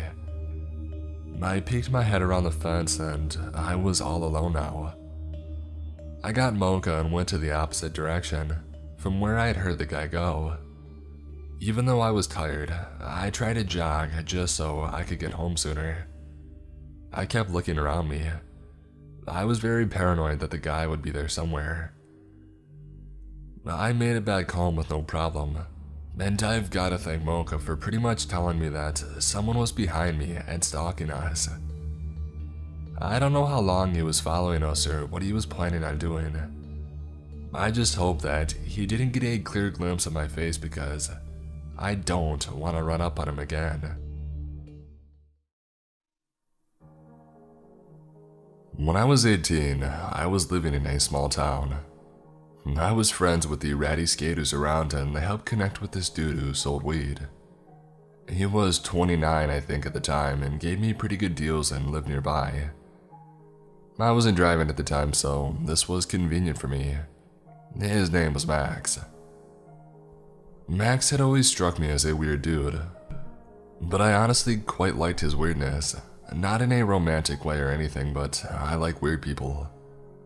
We had normal weed buying interactions that never lasted more than 10 minutes. Buy some weed and maybe smoke a bowl and that's it. He would often tell me that he could drop it off at my house, but I never let him because, as I said before, he was weird. I wasn't afraid of him, but was definitely aware that he and his offers to deliver were weird. One day in May 2018, I was invited to a bonfire by the same ratty skaters that had introduced me to this guy. I had no idea that he would be there, nor was it important to me at all. I brought the guy that I was dating at the time. I said hey to everyone, including Max. We stayed for a couple of hours and some of them played some music on their guitars. Nearing the time that I was leaving the bonfire around 11 p.m., Max was getting upset about something and threw his guitar to the bonfire. I didn't know what he was angry or upset about and paid no mind to it. This happened as I was leaving with the guy that I was dating. I went to bed and woke up to paragraphs on paragraphs of crazy text messages from Max, ranging from 1 a.m. to 5 a.m. Like a constant stream of text, stating things such as, "You know how much I loved you. You are cruel."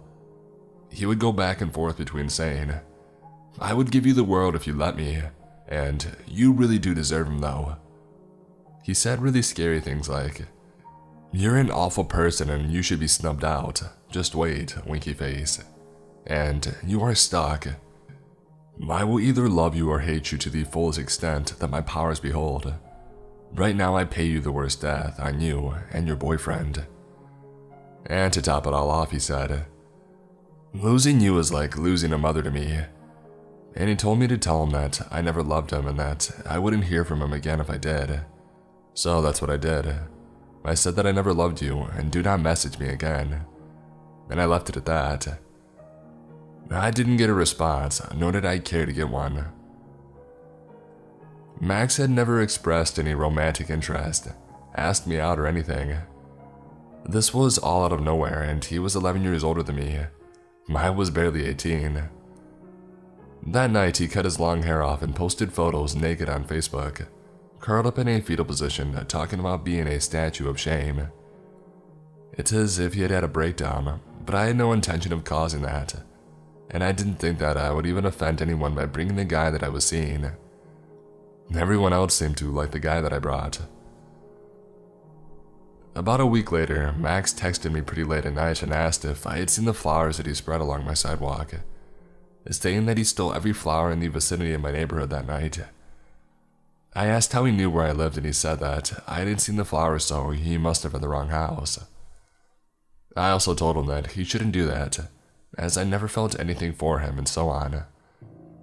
He told me that he had heard I lived on the same block as another one of these skater guys we were both friends with, and he wasn't wrong. The skater guy that I lived by was on the other side of the block and I never walked that way, so I never saw the flowers. I blocked his number and didn't hear from him again for weeks. Weeks later, I woke up after a rough night and there were loads of flowers on the sidewalk right outside of my house along with a little bouquet at the top of my walkway. I was pissed, I wasn't scared yet, and stupidly, I unblocked his number and texted him asking why the heck there were flowers outside of my house. This confirmed that this indeed was where I lived. I still to this day feel so stupid for texting him and making it known that after weeks he had found my house. He responded saying, "It sounds nice, 'twas me." I yelled at him, basically, and I blocked his number again.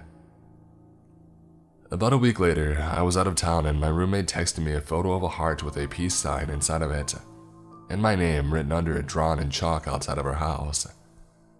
When I got back into town, I went to the courthouse and began the process of getting a restraining order against him.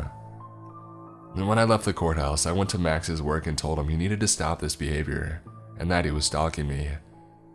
He looked me in the eyes with no facial expression and said, "If you don't leave, I'm calling the cops." I got angry and said loudly, "Call the cops, I was just talking to them about you," and left his work in a rage. Soon after this, I began driving again. I once drove by him and he noticed that it was me.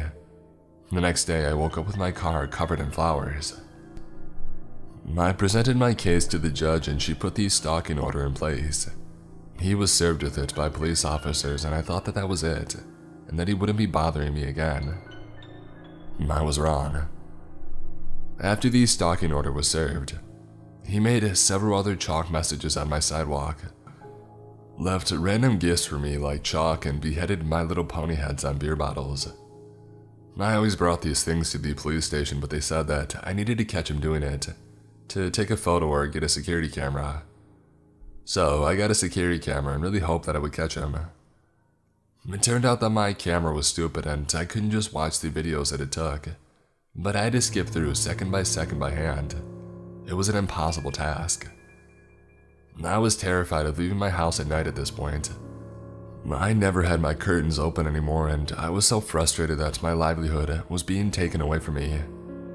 Ultimately, I blocked his number in hopes that he would text me directly violating the stalking order, and after a few days, it did work. He sent me a weird text saying something like, "Forgive me, we are charming and this is harming. Let's try again." By now, it's September 2018 and he finally goes to jail. He's facing up to a year in jail and has to stay there until their court date. I finally start calming down, and I'm able to go outside at night, even if it's just to get in my car. I let myself have my curtains open sometimes. I'm starting to feel alive again. Right when I start feeling more secure in my small town life again, someone posted bail and he was released after only 3 months in jail, and I went back to living in fear. We still had court dates coming up, and I was optimistic that he would serve more time for ruining my life for so long.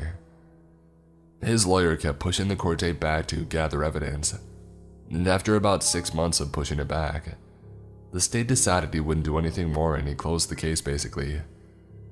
I had moved out of town 3+ hours away at this point, so he didn't actually have an option to continue this behavior.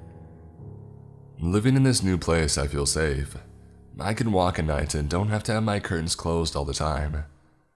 It's been over a year since they decided to close the case.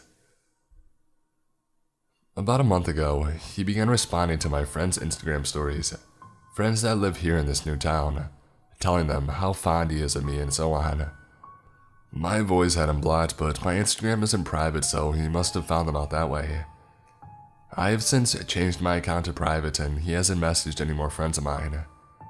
I refuse to be fearful now, the way that I was then. He will never find where I live or where I work now.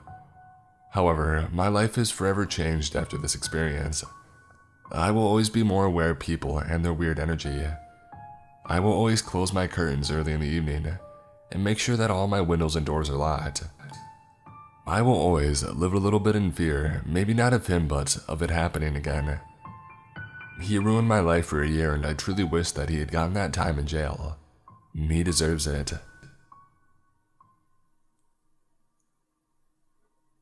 To start, I need to give some context. I was taking a Greyhound across the country as I was moving to seek assistance with mental health care. I had deep scratches on my face from a dissociative episode a couple of days prior to this event. This is a random detail, but it'll be important for a story dialogue. Obligatory, this happened back at the beginning of February. I had gotten stuck in Dallas due to my final bus being delayed by 2 days. I went online and booked a hotel to stay overnight, and would catch a flight out the following morning. The hotel had nice pictures and decent reviews online. It seemed legit. I took an Uber from the station to the hotel. It all started as I had arrived. There was a man standing outside of the lobby talking on his phone. I went in and he followed, still on the phone.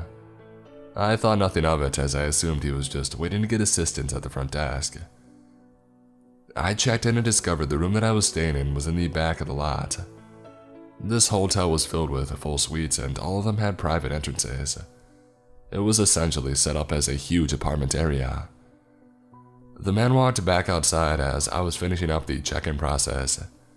I got my key and headed out of the lobby to walk across the lot. I had a big suitcase filled with everything that I could fit. I also had a weighted blanket. It was a struggle to wrangle them both, and after 2 days straight of being on a bus, it was difficult for me to wrangle it all, and I dropped my suitcase and blanket. The man watched me as I picked everything up in front of him. Do you need any help with that? He asked. I told him that I was fine, but thank you for the offer. Once I got my stuff gathered again, I began my long journey of walking towards the back of the lot to get into my room. The man followed. "So, are you from Dallas?" he began. "No, sorry." And then I wasn't planning on staying longer than the evening. He followed me in silence for a moment, so I asked how long he was going to be in Dallas.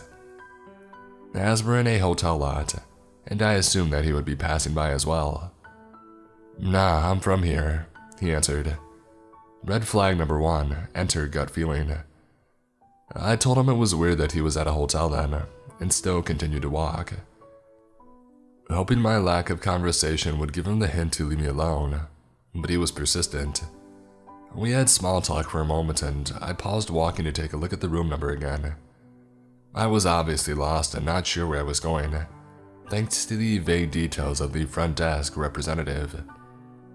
"What room are you in?" he asked. I told him the building, hoping that he would point me in the right direction and finally lead me to be on my way. He told me that he knew where that was and said to continue going straight. It was the last building on the right. Great, but red flag number 2. Why was he so familiar with the hotel's lot layout? I told him thank you and pressed on.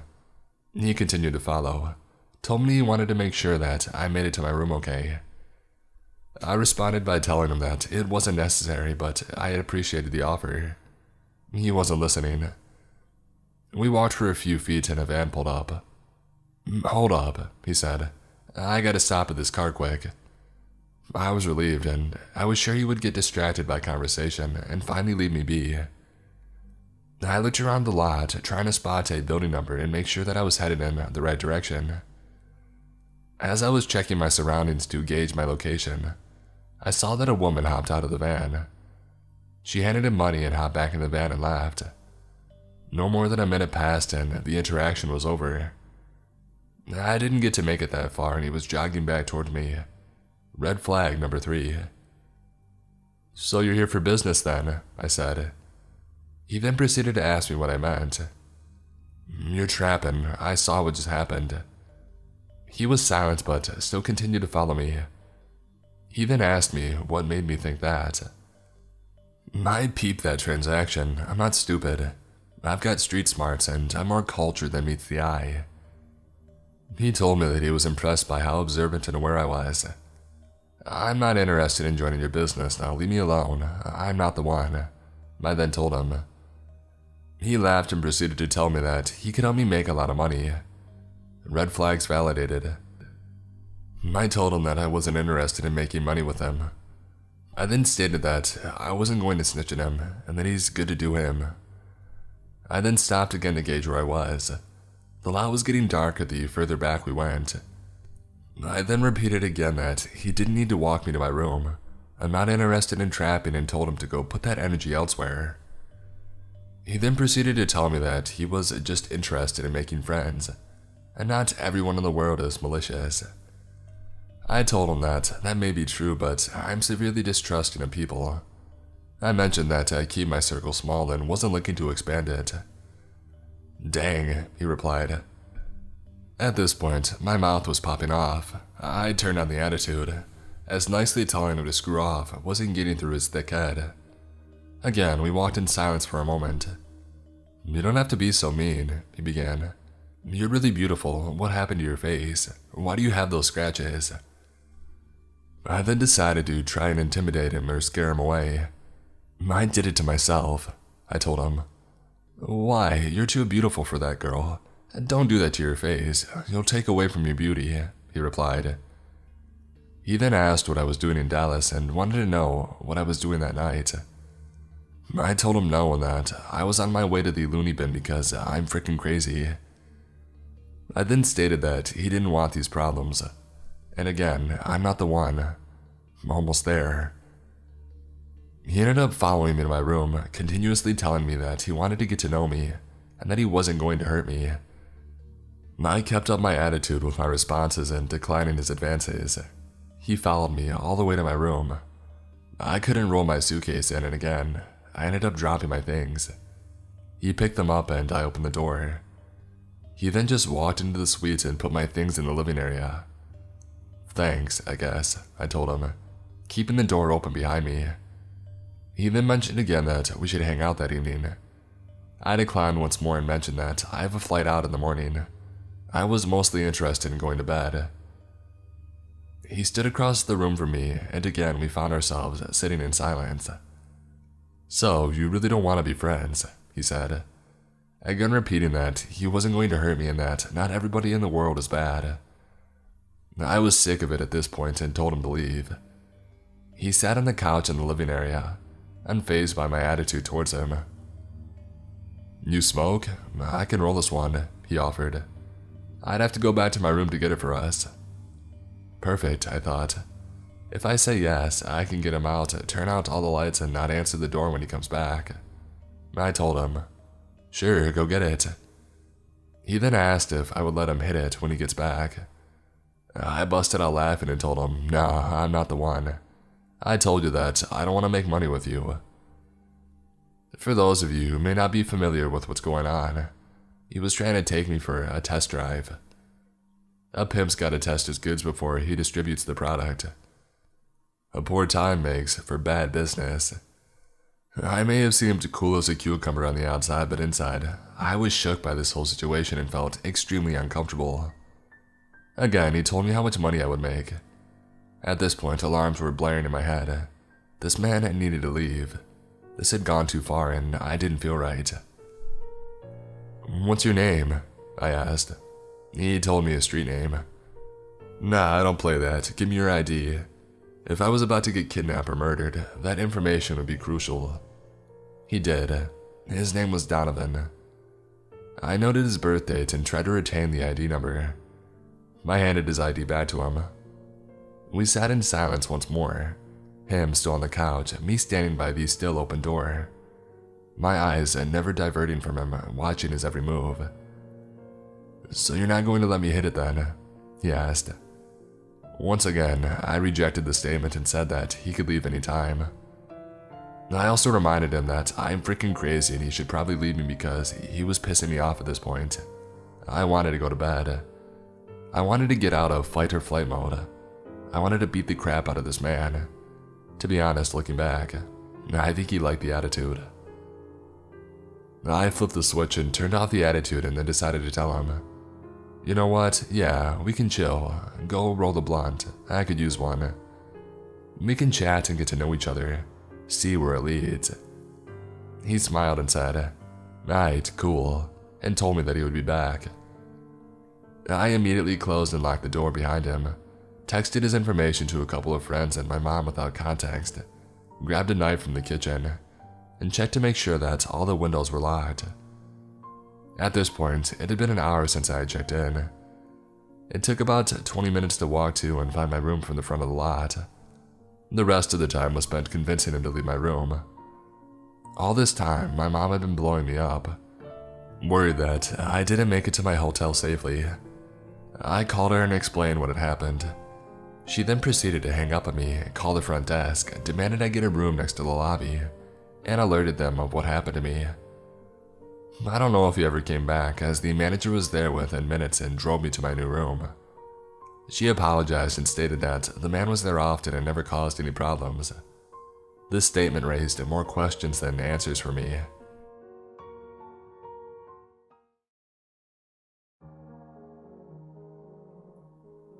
I am an avid hiker, and when I can't make the hour-plus long drives up to the mountains, I enjoy the nice hikes near my home. This one particular hike near my home is 5 miles in many different directions, like a Goosebumps book of sorts for hiking. You can only see the trees and the greenery on one hike, or a massive waterfall on another, follow the river on another, see the abandoned and dilapidated mills from decades ago, etc. I went to the waterfall this time. I was about 2.5 miles in and I sat down and did some work, enjoying the serenity. When I was ready to leave, I looked around and saw a family, a father, a mother, and 3 kids near me. I packed my things back in my day pack as they left. I am a major people hater. I prefer to hike in areas where there are no people for miles. I chose to go a different way back to the trailhead than the way I came because I didn't want to run into this family for the next 2.5 miles. I checked my map on my cell phone and found a route that I could take back that seemed remote enough. I immediately noticed that this trail was not man-made, but just probably what was left after some flooding. It was going upriver away from the waterfall, and I was so close to the river. All I had to do was walk out onto a bent tree and I could touch the water. It was a very thin trail, not big enough for people to walk side by side, and it was covered in thick roots. I enjoyed this and it was peaceful. I passed some girls who had hooked up hammocks to read in about 20 feet to my right after I had hiked this little path for a while, and I had nothing but the sound of the slow-flowing river to my left, until I heard lots of footsteps coming from behind me. I didn't want to deal with the people behind me, so I stepped out onto a tree that hung over the river and waited for them to pass. It was that dang family from the waterfall. I could have sworn that they went the complete opposite direction, but whatever. I waited a few minutes before I started walking again. I did not want to run into them. Pretty soon, their voices disappeared in the distance, and I was able to go back to enjoying the peace and beauty around me. I hiked for another 5 or so minutes when I had to turn a sharp corner around a boulder at a major bend in the river. This man, the father, was standing there on the other side, crouched down, like he wanted to scare me. I screamed and he laughed. I got really angry and I noticed that his family were nowhere near us. I yelled, "What the heck is wrong with you?" at him, not bothering to control my anger being snuck up on by some stupid human. But he wouldn't stop laughing. I realized that I was dealing with an idiot or a psychopath and I didn't want to deal with either. So I turned around and I booked it. I could hear him behind me, following me. He wasn't a very big man. He stood about 5'6" and was around 180 to 200 pounds. But he was keeping pace about 20 feet behind me. Let me tell you that this path is not for running. I very nearly went sideways into the river a few times, but this gave me a few ideas too. The routes that I could mostly handle. I knew the terrain in the park pretty well. As long as I focused on my quickly placed steps around the thick root systems and keeping my balance, I could make it. I was running backwards towards the waterfall, downriver, where surely there would be people around. It was a straight shot. But then, I remembered the hammock girls and I remembered that they were slightly hidden, and if I picked up the speed, dude behind me would miss me turning because of the natural curves of this path. I sprinted on the trail and I burst into the hammock girls area. I sputtered out a quick and quiet explanation. A man following me, and they hid me behind the lowest hammock. Took us 5 to 10 seconds max to set up, and the 3 of us watched as this guy ran past not long after I was safely hidden. I stayed with the girls for another few minutes just to be safe, explaining the situation, catching my breath, and then went back the way that I came from, upriver. I did not want to run into this dude again. Oh, but you think this is over? No. As I again hiked upriver on the trail, my original remote path back to the trailhead, I tried to calm myself down. I just couldn't get my mind to stop thinking that I was being followed. I just tried to hurry and get out of there as fast as I could. I turned a sharp right at the boulder that the man was hiding behind before, and kept pushing through the rough trail. I tried to focus on the sound of the river that was still to my left, but I couldn't get the sound of my heart out of my ears. And then crunching. The sound of my pounding heart morphed into the sound of footsteps in an instant, I realized that I was being followed again. I looked back and guess who? This dang father again.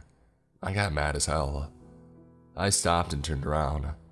I yelled at him to stop following me, and I screamed bloody murder at him. I yelled profanities at him. I threw a dang pine cone at him. He smiled a toothy grin and kept walking slowly towards me as it bounced off his shoulder. He wasn't fazed by any of it. He just kept smiling as if we were an old friend. What he did not know is that I am an Army combat veteran and a domestic violence survivor. I have PTSD from both, and I have skills that many don't have. Dude chose the wrong girl to mess with that day. I had had enough. I already hate people enough, but this guy was just crossing a million lines into my freaking territory. So I charged at him. He finally wiped that stupid look off his face. I was seeing red at that point because I will not be made to feel unsafe in the only place I've felt safe since I've got divorced or went to war. Forget that dude. Seriously, F that dude. I ran directly at him and knocked him down with the full force of my body crashing into him. I screamed at him as I hit him blindly. I grabbed his hair in the waistband of the back of his pants and started dragging him to the edge of the trail. He was the one yelling at me this time. Every time he fought back, I gave him a swift kick. I gave him several explanations for why his behavior was so stupid, and then I unceremoniously kick-pushed him into the river. I told him to cool off in the water and to not come out until I was long gone. I turned back in the direction that I had been walking before and decided that I needed to take another detour, just to be safe from getting away from him, and also to get the F away from people. I knew there was a trail parallelish to the one that I was on to my right, and I looked around for a clear place to climb up the steep hill, which was mostly granite and moss and ivy. I hadn't planned on impromptu rock climbing that day, but whatever. I found a spot and started climbing until I got scared of my wits again by three guys just sitting in the middle of this hill on a very small mossy flat spot smoking weed. They were completely hidden. Once I caught my breath again from the shock and the climbing, I asked if they had heard me screaming and they said that they did, but that they thought that I had it covered. I rolled my eyes and told them to kick anyone down the hill that tried to follow me, and I continued on. Freaking stoners, man. It took me a while to cover the 2.5 miles back to the trailhead that day, because I kept looking back, taking detours, hiding randomly. But when I did, I called the cops and alerted the park ranger about the guy. I don't know any other details on that. The cop laughed and said, "Hey, good for you," when I told him what I did. I honestly doubt they did much because I never heard back. I haven't been back to that place since, sadly. I just want to state before I post this that I don't agree with any violence, but it was getting out of hand there without it. I just wanted to hike in peace, and I would absolutely prefer if I could do it alone and safely. Also, thanks Cheez-Its for those hammock girls. Also, +1, if that man was you, F off, you creep.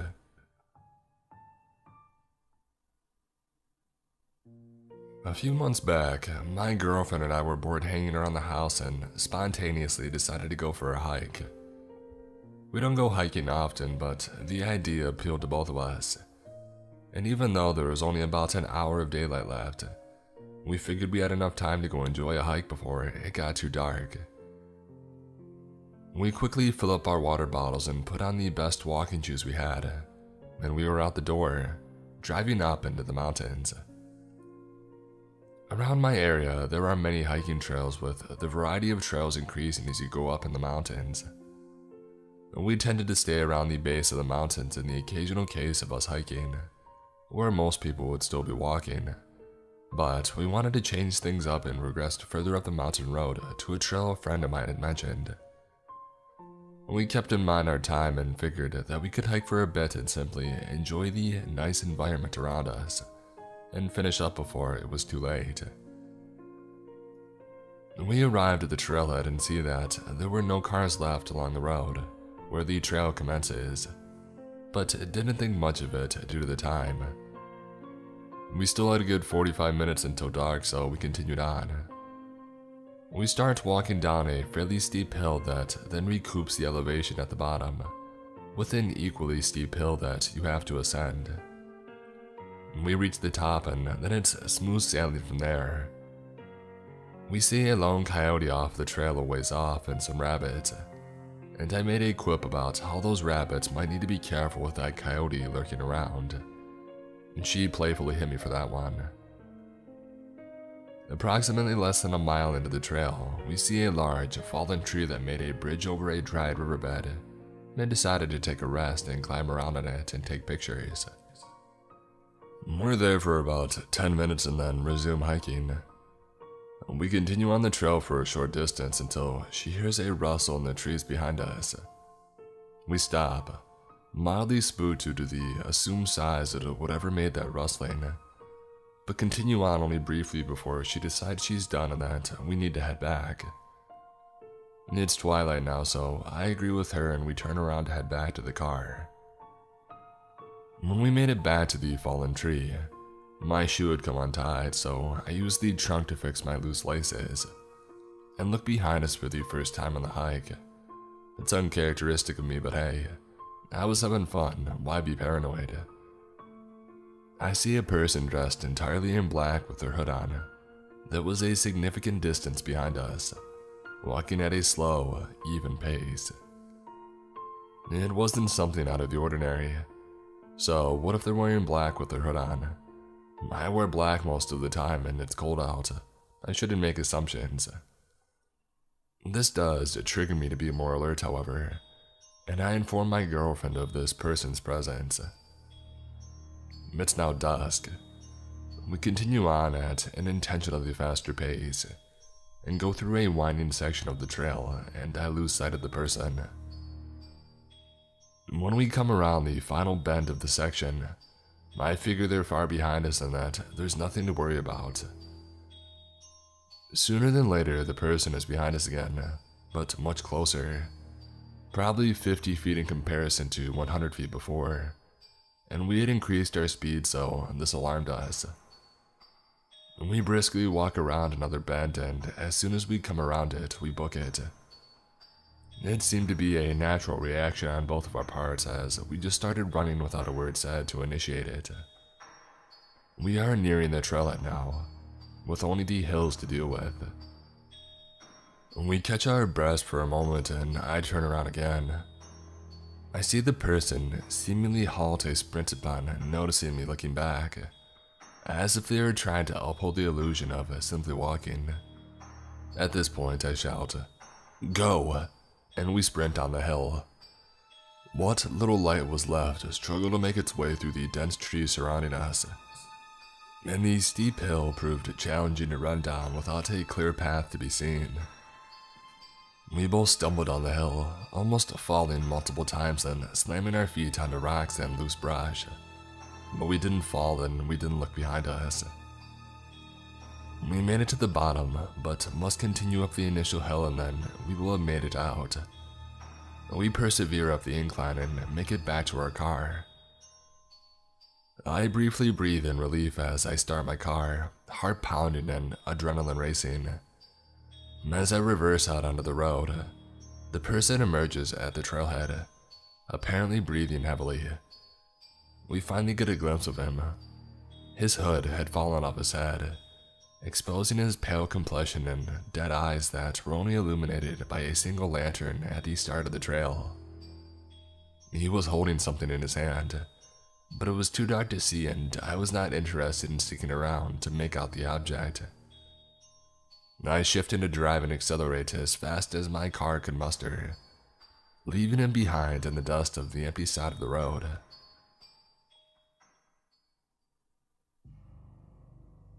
This happened last fall when the weather was cooling down but wasn't too cold.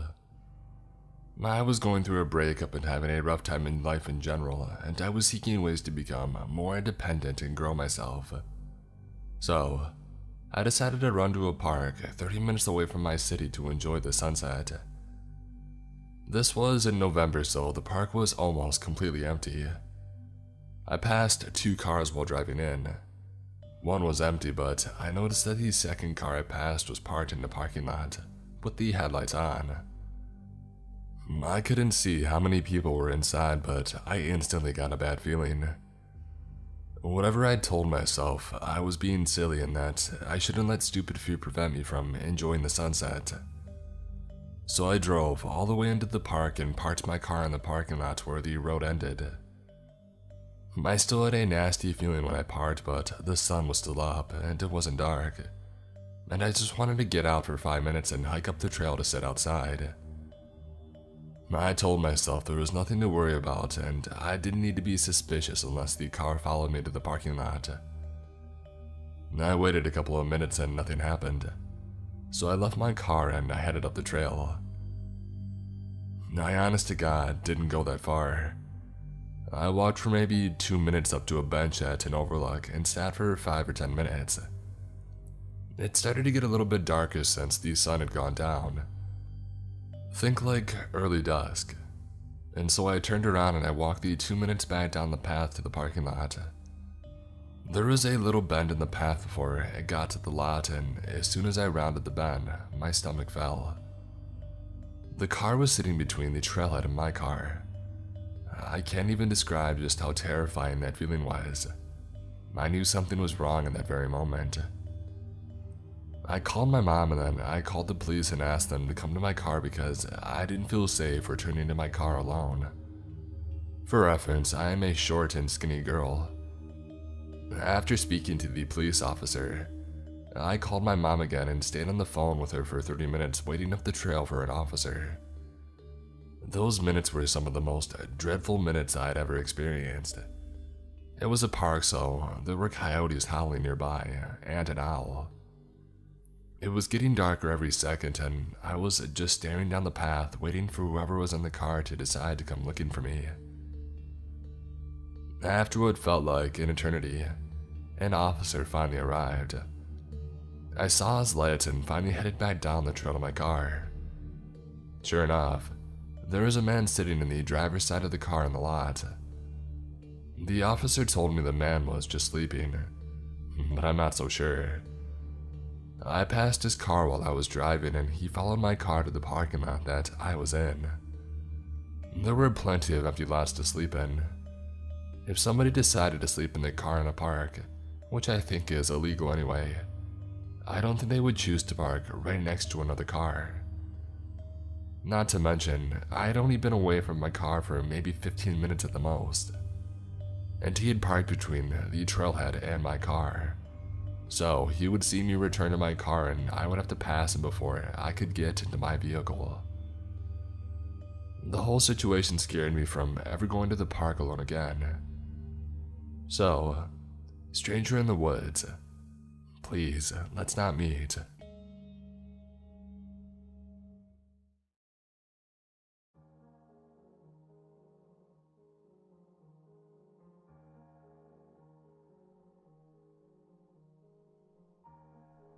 This happened 2 years ago, August 11th, 2018, and since the anniversary just passed, I thought I should finally share this story.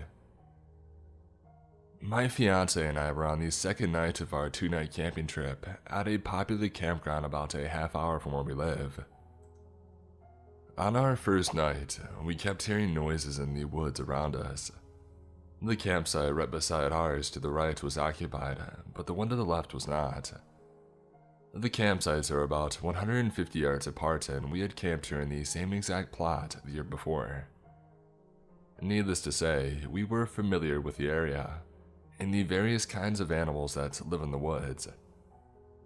The first night, we heard shuffling around our tent. It was obviously something large moving around. We brushed it off and assumed it was just a deer. Now back to the main event. On August 11th, we spent the day at the battlefields a town over with my family. They had all been invited to join us for the day by my fiance, as a surprise for me while he proposed to me. We stayed with my family into the evening, about 6 p.m., before heading back to our campsite. When we got back, things were really odd. Someone had obviously been in our tent. Our blankets were thrown around, clothes were on the floor, and my backpack had been rearranged and I was missing underwear. But hey, we were stupid 19-year-olds and decided that since whoever had busted in had left and hadn't taken anything important, it was fine and they wouldn't come back. So we set up a campfire and sat out until it was dark, roasting hot dogs and s'mores, smoking cigarettes and celebrating our engagement. Around 9:30 p.m., we put out our fire and decided to go into our tent for the night to celebrate a little more. Nothing too loud or obnoxious.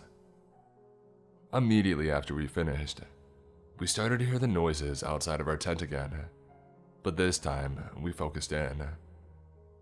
We heard clear footsteps and at one point a man whispering. We looked at each other and our eyes got wide. Someone was definitely walking outside of our tent. We were still and completely silent, just listening to the footsteps, and we heard whispering again. Crap. Make that 2 men walking around our tent. As if we had the ability to read minds, my fiance said, "I have to go to the bathroom," and I agreed. The bathroom was up the hill from our site. Most people who were in lower sites like ours drove their cars up to the bathroom. Now, here's the part I still get chills thinking about. We got up and were getting dressed. My fiance had just turned on the light in our tent and put his binder on when a man spoke directly to us from right outside of the tent. "What are you doing?" I can't even describe how malicious and menacing the voice sounded. It was clearly directed at us and he said it with a snicker. He was watching us through the walls of the tent.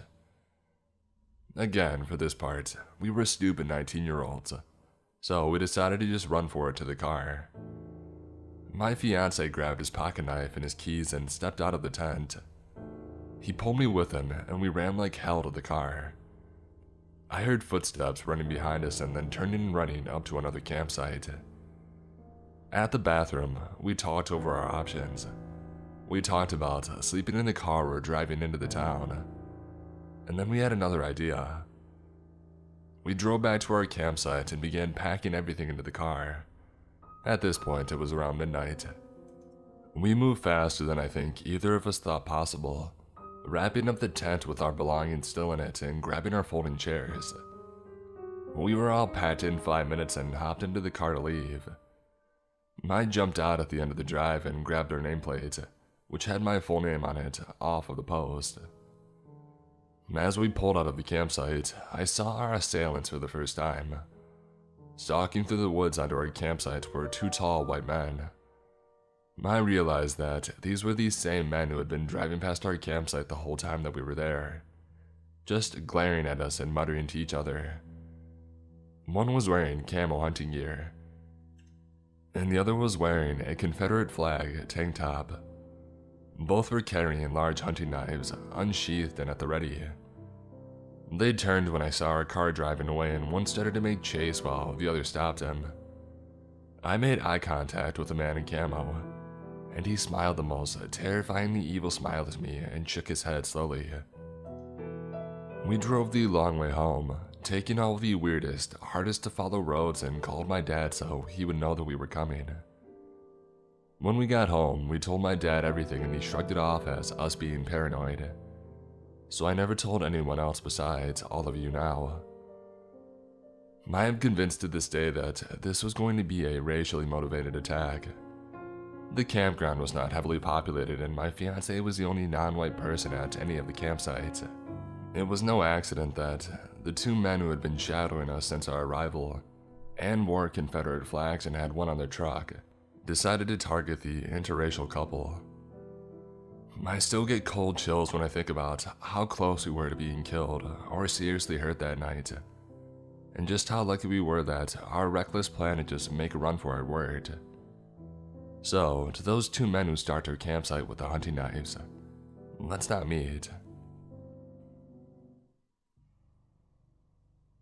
It was the summer right after I had graduated from high school. A good friend and I decided to try our hand at camping. We grew up in the greater Los Angeles area, so our knowledge of the great outdoors was nothing beyond the couple years we had in Cub Scouts of America, back when we were in elementary school. In other words, we had almost no idea what we were doing. We packed a tent, a couple of sleeping bags, supplies, etc., and headed off in his car. Note well that I grew up in the 80s, so this is a time before the wide prevalence of cell phones and the existence of other portable digital devices. We drove north on the 395 for about 6 hours and then headed westward into the mountains in the area of Inyo Canyon. First mistake. We didn't plan on which place to camp. We played it by ear like fools. Second mistake. We left in mid-afternoon. It was pitch black darkness when we arrived in the general area. We had driven off the main road and onto a dirt road in order to find a spot to camp. The dust from driving on the dirt road overwhelmed the headlight high beams when we finally decided to pull over and set up camp. It was around 11:30 at the time, and we were exhausted and famished. Any place was a good spot to camp for us, given our only reason to do so at this point was our hunger and exhaustion. Third mistake. We didn't bring flashlights. We only had Bic lighters for our cigarettes. We tried to set up the tent using our lighters in the headlights of the car, which was parked about 10 to 15 feet away. The wind was blowing, so the lighter constantly went out after a few seconds, either directly because of the wind, or indirectly because the wind would push the flame into our thumb. Clearly, we were being camping idiots. We finished setting up the tent, but at that point I was too tired to eat. My friend managed to make some instant ramen. We smoked a cigarette in the car and then crashed out in the tent. We awoke to a very cold morning. It had to have been around 5:30. Immediately upon exiting the tent, we realized that we were camped at the entrance of a hiking trail. There were at least 2 no camping signs in visible distance from us. We dismantled the tent, cleaned up, and cleared out. That morning, we ended up buying some cheap flashlights and a nice hot meal in a very small town. It wasn't really a town, but more like a few storefronts and shops on a main road, about the length of an average city block. We went into some office, although I don't really recall what it was. It might have been a park ranger station, or the office headquarters for a campground. In any case, we found and reserved a site for the night. The campground was basically like a large circle with campsites along its outer circumference, with each campsite being about 50 yards from its neighbor. In the middle of the circle was a common bathroom and shower. We circled around it once more, and I think we saw one family that was all set up with a tent and camper. We found our spot and we set up camp, which was quite far from them. That night was when we had a creepy encounter. My friend and I were laying in the tent, shining our flashlights upwards and chatting. Our new flashlights eventually gave out. Yes, broken. Our fire pit was about 6 feet from the opening of our tent. It was just a glowing ember. We probably should have completely put it out, and we probably shouldn't have had the tent so close. In any case, there we were, chatting away and having a good time. My friend began to be distracted with his foot. After the 3rd or 4th time he got up to check his foot, I asked him what was wrong.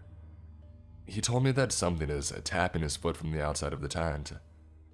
His foot was against the side of the tent, so from the outside, you would have been able to see a bulge in the tent side where his foot was.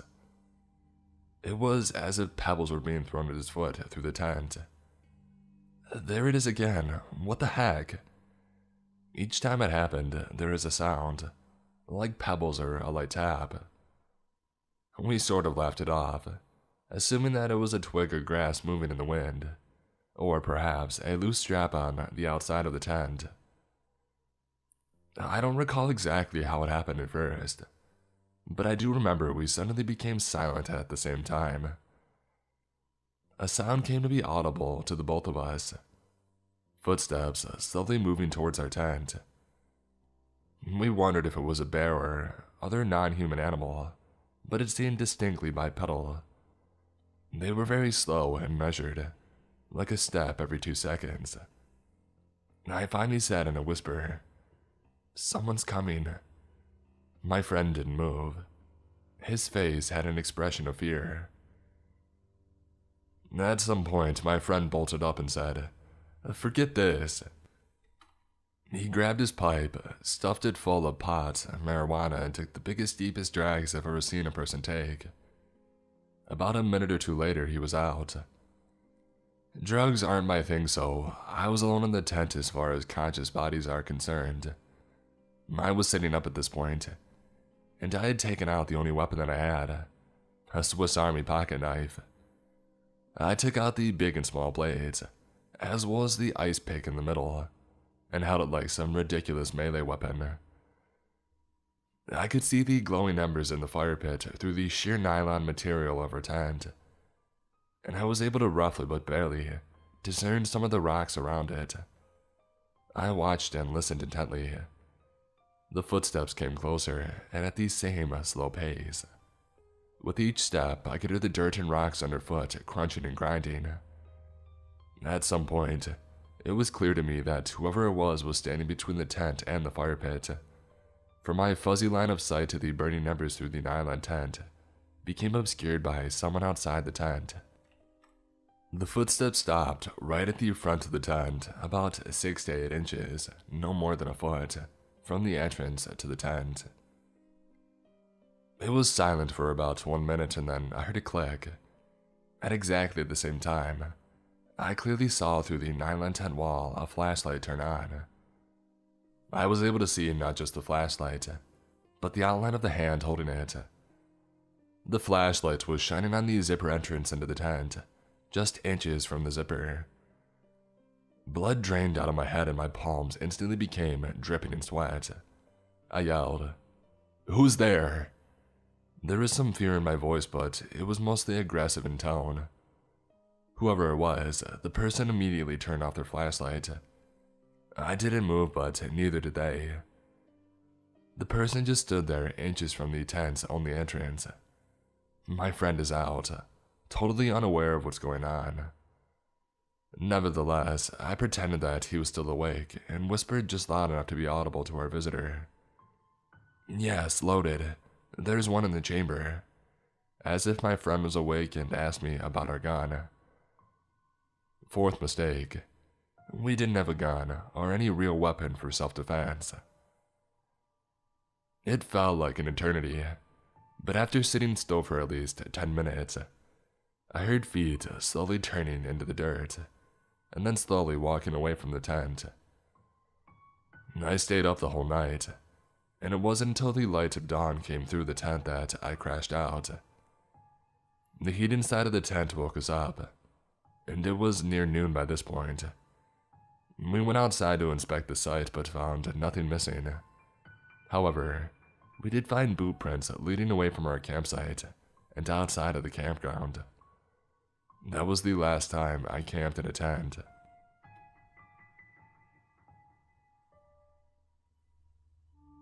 For a little background story, I am a scout since I am 8 years old, and last year I was the leader of my team, so I had to do all of the paperwork and calls for finding places to camp.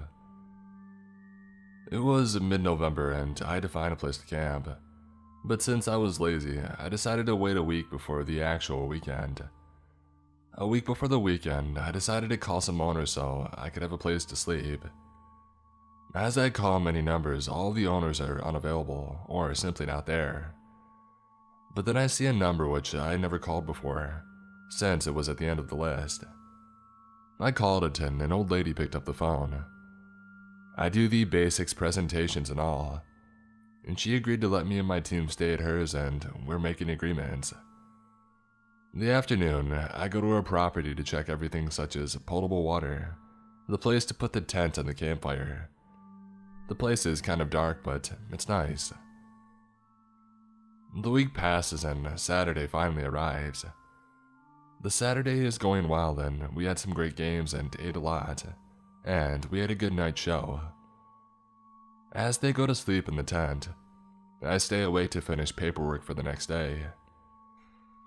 It was now about midnight and I decided to go to sleep because we had to wake up early to go to church.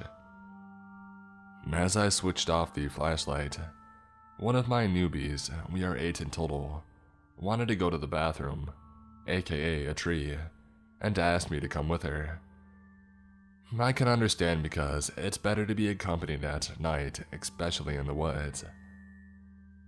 Well, she does her business and I suddenly hear some noises far away, but not that far. I tell myself that it's nothing. It must be some animals trying to find food. We go back to the tent, and that's when I hear footsteps approaching. As I hear those footsteps, I remain calm and tell myself, maybe it's the old lady just checking to see if we made a fire too close to the tent or something.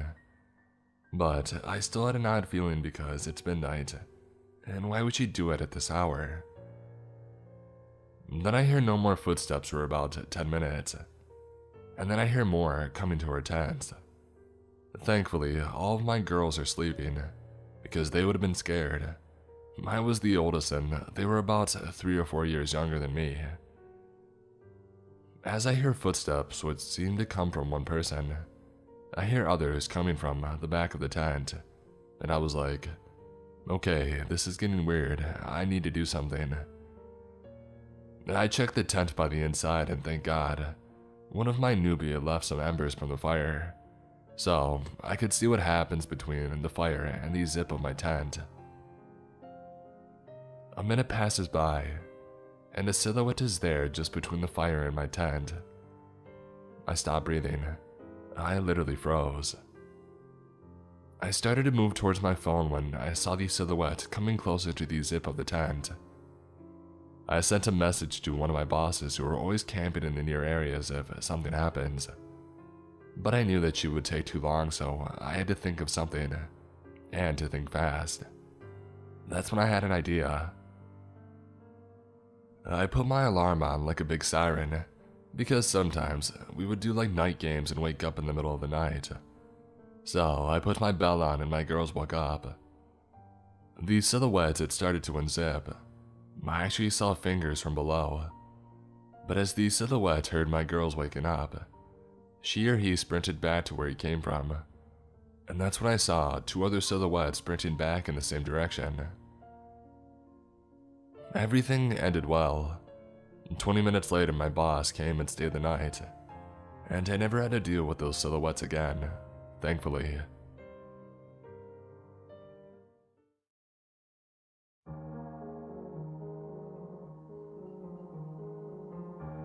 Hey guys, I've recently discovered this thread and have decided to tell you about a creepy event that had happened to me not too long ago.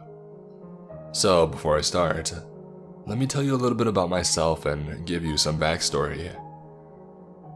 I am a 15-year-old straight male. I live in Germany, but I come from a small European country. This event had happened before my removal to Germany. In my country, we have field trips, usually at the end of 8th grade, that last for a week or so. Now, I've had my fair share of stalkers, but nothing like this.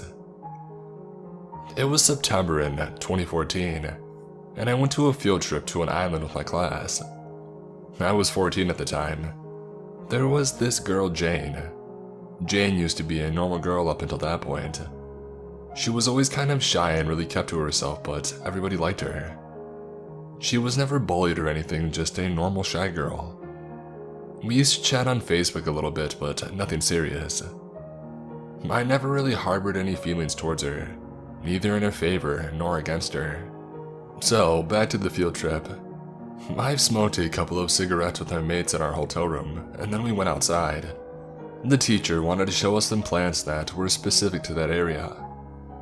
Now, I noticed that Jane was talking to me more often than before, and that she had walked very near me, but I thought that was merely a coincidence.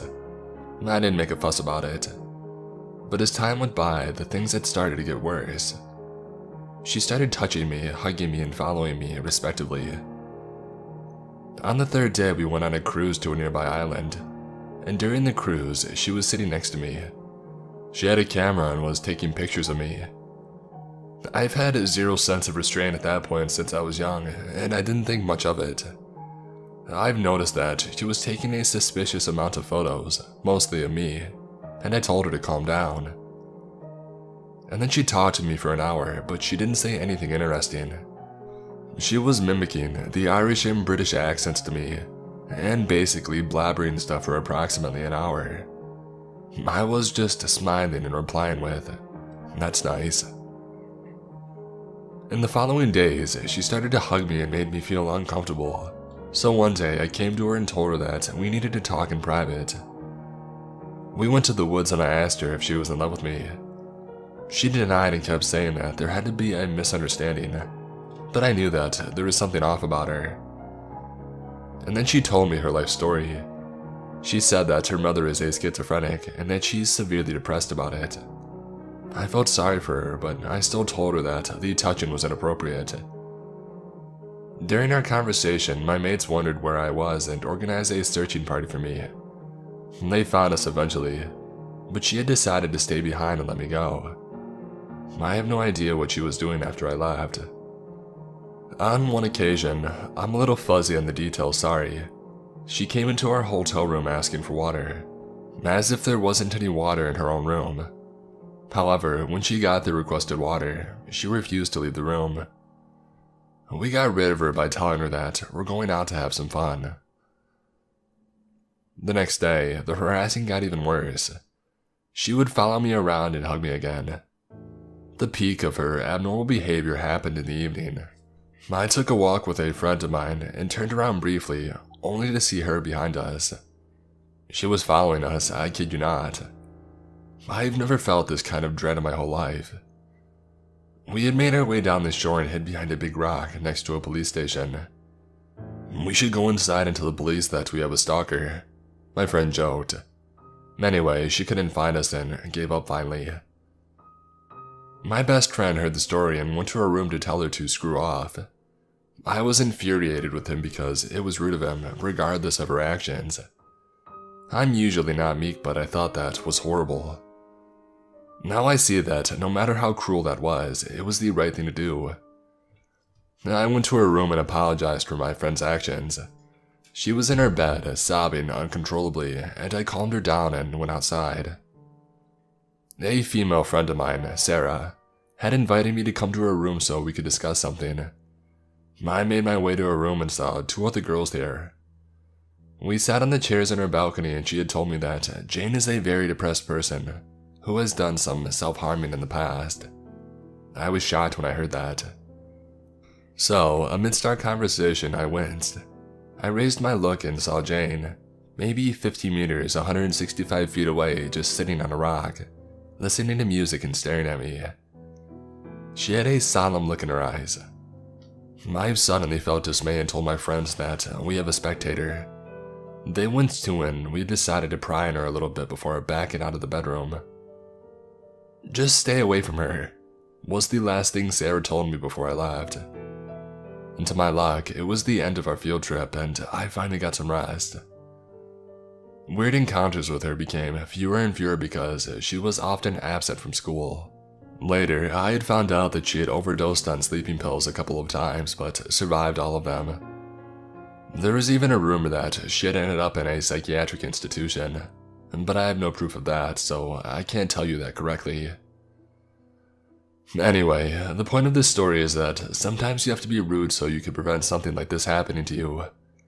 It may seem cruel or might even hurt the other person, but in the end, it's your life and you have to stand up for yourself and make sure that you're happy.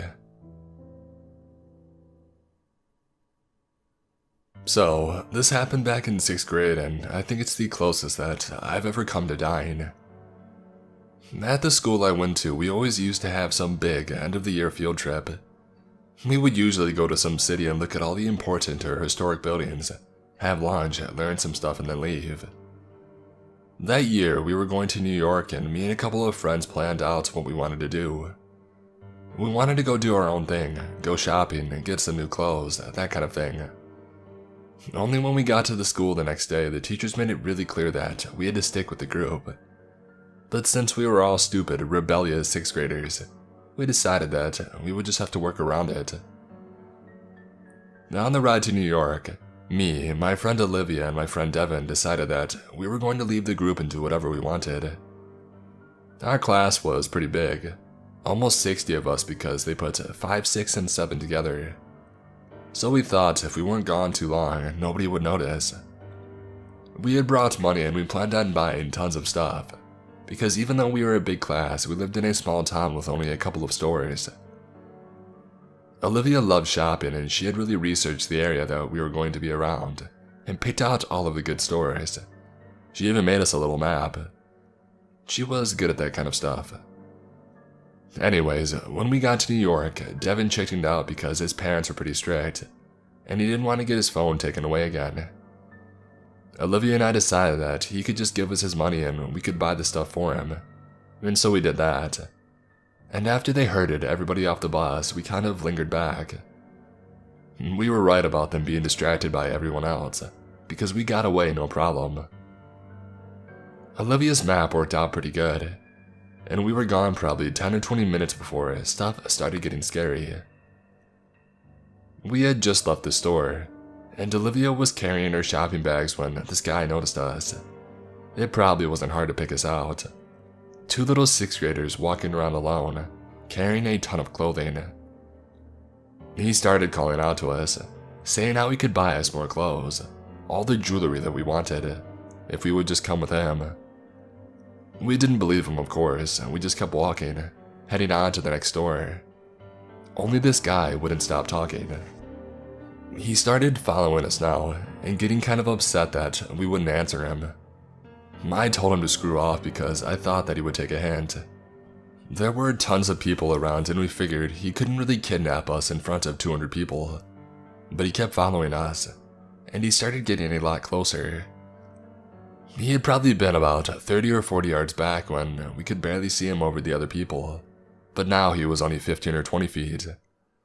And that's when we started panicking because crap, there was this weirdo after us and we had no idea where the group was. We decided to split off from the sidewalk and head down into some alley, because we figured people would call out the guy if he started to follow us. But of course, it was New York and everybody else was wrapped up in their own little problems. So now we're walking down this dark alley and this guy is still after us. He fell a little bit back, probably back to about 30 feet now, but now he's not pretending to be a good guy. He's talking about how he's going to kill us and how they'll never find our bodies, and how much fun he's going to have with us. And he's smiling this deranged grin the whole time. We're both on the verge of tears now, because we figure this freaking psychopath is going to kill us. Olivia just decides to drop her stuff and yells, "Run!" And so we both start running. And we're probably about halfway through this alley, but then she turns around and she screams. So I turn around and I see this psychopath is running after us now too, and he has a knife. We're both screaming now, and I'm running faster than I ever had before. We just run out of this alley back into this crowd of people, and as we try to get into this group of people to make sure this guy can't stab us to death, I turn around and he's just standing back in the alley, smiling. And I turn back around and this random lady is asking what's wrong because we're both sobbing, and Olivia's dress is ripped and I'm bleeding because my arm scraped the wall, and we're crying so hard that we can't talk. As soon as we actually manage to talk, we tell her our school, and she looks it up and calls them, and we somehow manage to find our group again. And we're both forced to stay right next to the teachers because they don't trust us anymore, and honestly, I don't blame them. We didn't even tell them about the man though, and as soon as I got home, I'm grounded and my phone was taken away, but still, nobody but Olivia and I knows about that man. School ends a couple of days later and I get my phone back. So I text Olivia and she sends me a picture of our class in front of some important building and says, "Look in the bottom left corner." And that man is in it. Mostly hidden behind some wall, but you can still see his face, smiling that deranged grin for the camera. We never really talked about the man again. I didn't want to bring it up and Olivia didn't either. I'm terrified of cities now though. I like to stick to a couple of towns near me and that's it. There's a lower chance of getting stabbed to death.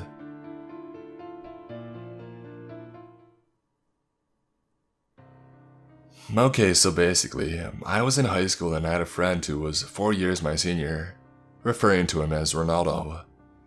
Now, Ronaldo and I met during a school production and we got close. He treats me like a sister and I treat him like a brother.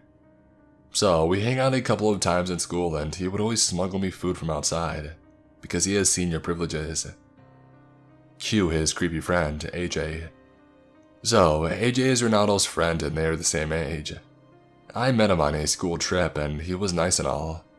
I didn't know that many people and I hoped to be acquainted with my fellow schoolmates, some of which were older and some who were my age. So, I ended up engaging in small talk with him and trying to be as friendly as possible. It turns out that he and Ronaldo were friends, sort of, and that would mean that when Ronaldo and I hang out, he might tag along, especially if we are in a group of other friends, all of them who are older than me.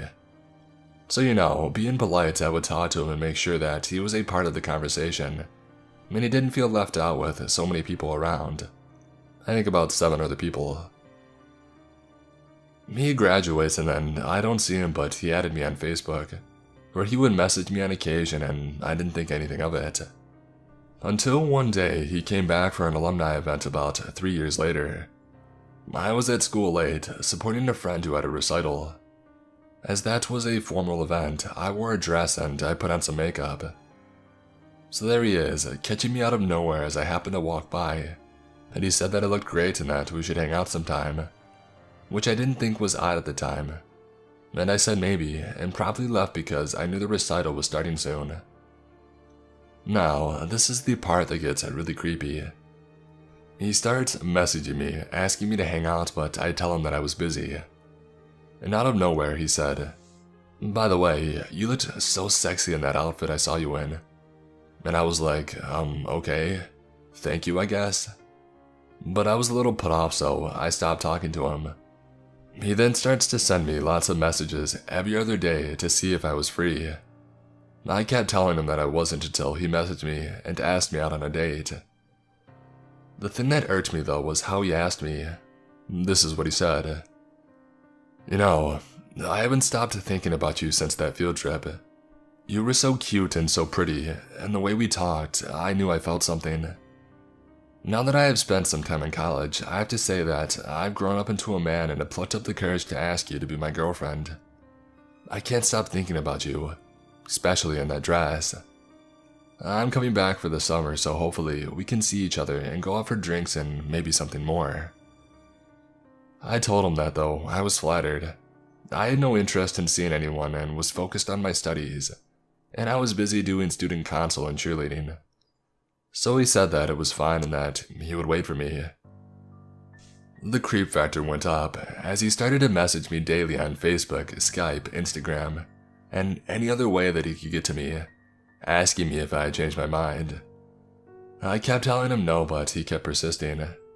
Eventually, these messages would turn into voice calls, which soon became video calls because he wanted to see that pretty face of mine. When I stopped responding to his advances, he started leaving me lewd messages about how he would treat me like a queen, and what kind of sex we would have and how attractive I was as an Asian, compared to other Asians, which is frankly quite racist. So, I did what any other person would do in this situation. I blocked him from everything. That is, after telling him no. I wasn't interested at least 8 billion times. Now, I thought it would all stop, but then he proceeds to make at least 5 other accounts on all social media platforms, and tries to friend me on Facebook, which I rejected, and follow me on Instagram, which is private, so I didn't accept, and message me on Skype. I had to block all 5 of his other accounts. His number is not inclusive of his original, and I started telling Ronaldo about my situation. Being the big bro that he is, he said that he'll make sure that AJ would leave me alone, which he did for a bit before I'd get an anonymous text saying I was a bitch and that I would regret saying no to him, and that he would find me. I proceeded to block that number too and changed my settings to reject all calls and messages from unknown numbers. Last I heard, he was pestering some other friends in the group about me, but that got nowhere because Ronaldo was looking out for me and told everyone what was up. I am now on a different continent pursuing higher education, and I swear to God, I hope I never see him again.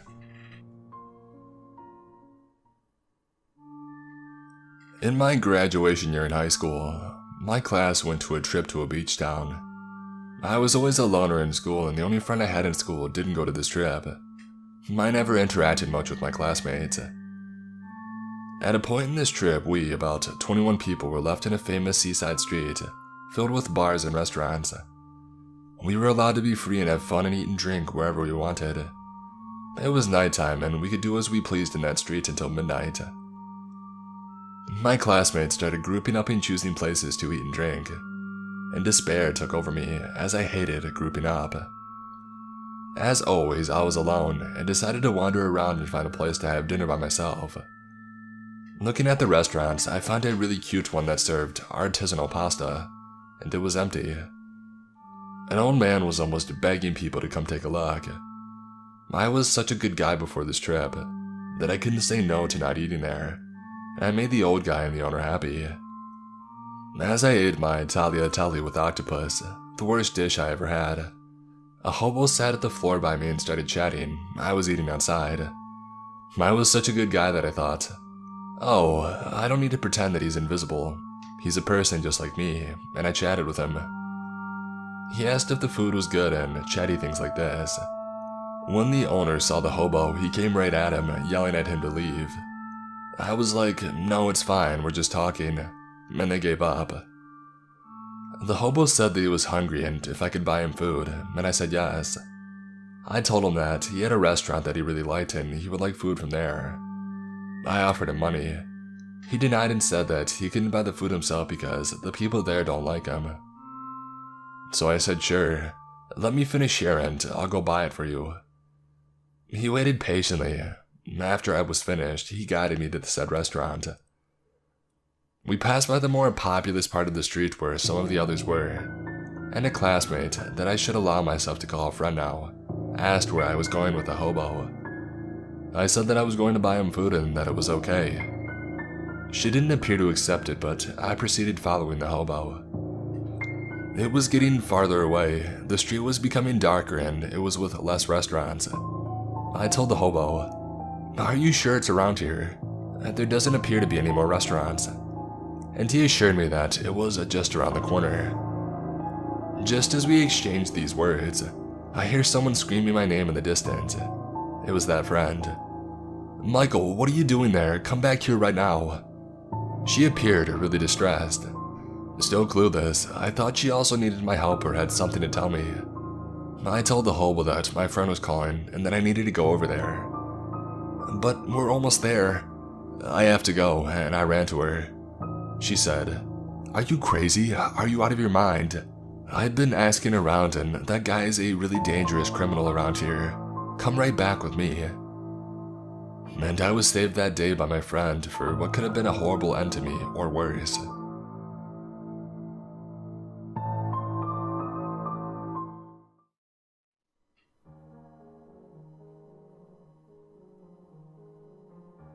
Back when I was in high school, my friends and I loved exploring creepy places. A few of us had a driver's license, so on weekend nights, we would gather a group of 6 to 10 people and go on an adventure. One summer, our favorite place to go was this abandoned movie theater on the west end of town. This place had closed down probably about 3 years before we started visiting it, and in that time it had become a rundown building. There were no trespassing signs on the front entrance and each of the fire exits around the building, coming from the theater rooms. The glass at the main entrance was all broken and had been boarded up. The front door was busted and it didn't latch or lock, so people were able to get inside. We knew that there had to be a homeless person crashing in there, but we were young and dumb and felt invincible in a group. It was part of what made it scary. We would always wait until between 11 p.m. and 2 a.m. to go into places like this, because we didn't want to have anyone see or hear us and report us to the police. We all explored it together the first 2 times that we went in. The screens and seats were all torn up inside each of the maybe 8 rooms. The bathroom mirrors were broken, and there was graffiti everywhere. And we were fairly sure that there were people hiding in there while we were inside, even if we never saw anyone the first few times that we went. There were a couple of shopping carts from a nearby Fred Meyer inside, with cans and bottles in them and a few dirty blankets scattered around in different rooms. It looked lived in. After getting to know the layout of the place the first couple of trips, we made a game of it for the third and final visit. This time, these 6 of us would split into 3 groups of 2, and with our partner, the 2 of us would enter the front together and spend a full 5 minutes inside while the others waited outside at our chosen exit in the back of the building. The first 2, Beck and Doug, both went in while we waited outside. About 7 minutes went by, and just as we were starting to worry that we should go in after them, they made it out the other side through the fire exit. Doug told us that they went upstairs into the office, and there was a sleeping bag that hadn't been there on the last visit. And as soon as they went up and saw it, they tried to leave immediately, but the guy turned around and tried to leave through the wrong exit, which was sealed shut. They were paranoid that they were being followed out, so they just stood there watching the way that they had entered the theater room for a minute, making sure that they didn't hear any noises, before they finally worked up the nerve to run out the correct exit in the room across the hallway. Doug and Beck both wanted us all to leave, but Jack and I weren't having any of that, and insisted on going in. Brad and Drew, the other group of 2 that was going to go in last, wanted to come with us. So the 4 of us went inside while Beck and Doug both waited by the exit. The first thing we all wanted to do when we got inside was go check out the upstairs office. Just as we started to make our way up the stairs, we all heard a loud banging sound. It was coming from the back of the theater. We all agreed that it had been Beck and Doug trying to scare us so that we would come out and we could leave. We got upstairs and the pounding stopped. Doug was right. There was a sleeping bag rolled out on the ground, with a few paper bags set up around it. Brad flashed a light in one of them and saw a syringe, and something that looked like a vibrator. We were all pretty grossed out and had a little laugh about it. We looked around up there and didn't really notice anything else interesting, and we were starting back down the stairs when the pounding started again. We decided that we should probably make our way to the exit. I hoped that we hadn't been caught trespassing by the police. We came out through the exit, and immediately, both Doug and Beck were talking over themselves to tell us that about a minute after we had entered the theater, a really tall, creepy, homeless-looking man with greasy hair walked right past them, heading for the entrance. Beck said hello as he passed, and the guy stopped, turned and kind of lunged a few inches towards him before stopping. One side of his face was really wrinkly. Beck thinks maybe he was a burn victim or something. The guy stared him down for a second and then, without saying anything, turned and walked around the corner where we had gone inside. They started pounding on the door right after he was out of sight, to try and warn us that there is a scary dude in there with us. We were in there for about 5 minutes with this guy, and we never saw him. He had to have heard us and hid somewhere.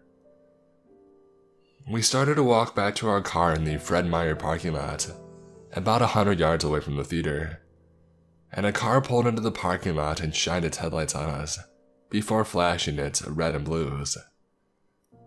The police officer had us all sit down in front of the spotlight in front of his car, and asked us what we were doing. We told him that we were going to head inside the movie theater, but a really scary tall guy walked in and we chickened out. He told us that it was really dangerous to go into a place like that, and that there had been violence in the building before, and it would have been a shame if we would have got hurt doing something stupid. He let us go, and as we drove off, we saw him shining a light inside the front entrance. We took the nice police officer's advice and never went to places like this again. I never did find out what violence he was talking about. It could have just been a tactic to scare us out of coming back. We stuck to graveyards and cemeteries after this. Creepy dude that lives in condemned buildings. I'm glad I never actually met you. But thank you for getting me out of a ticket for trespassing. And thanks to everyone else hiding in the building for not assaulting myself or my friends.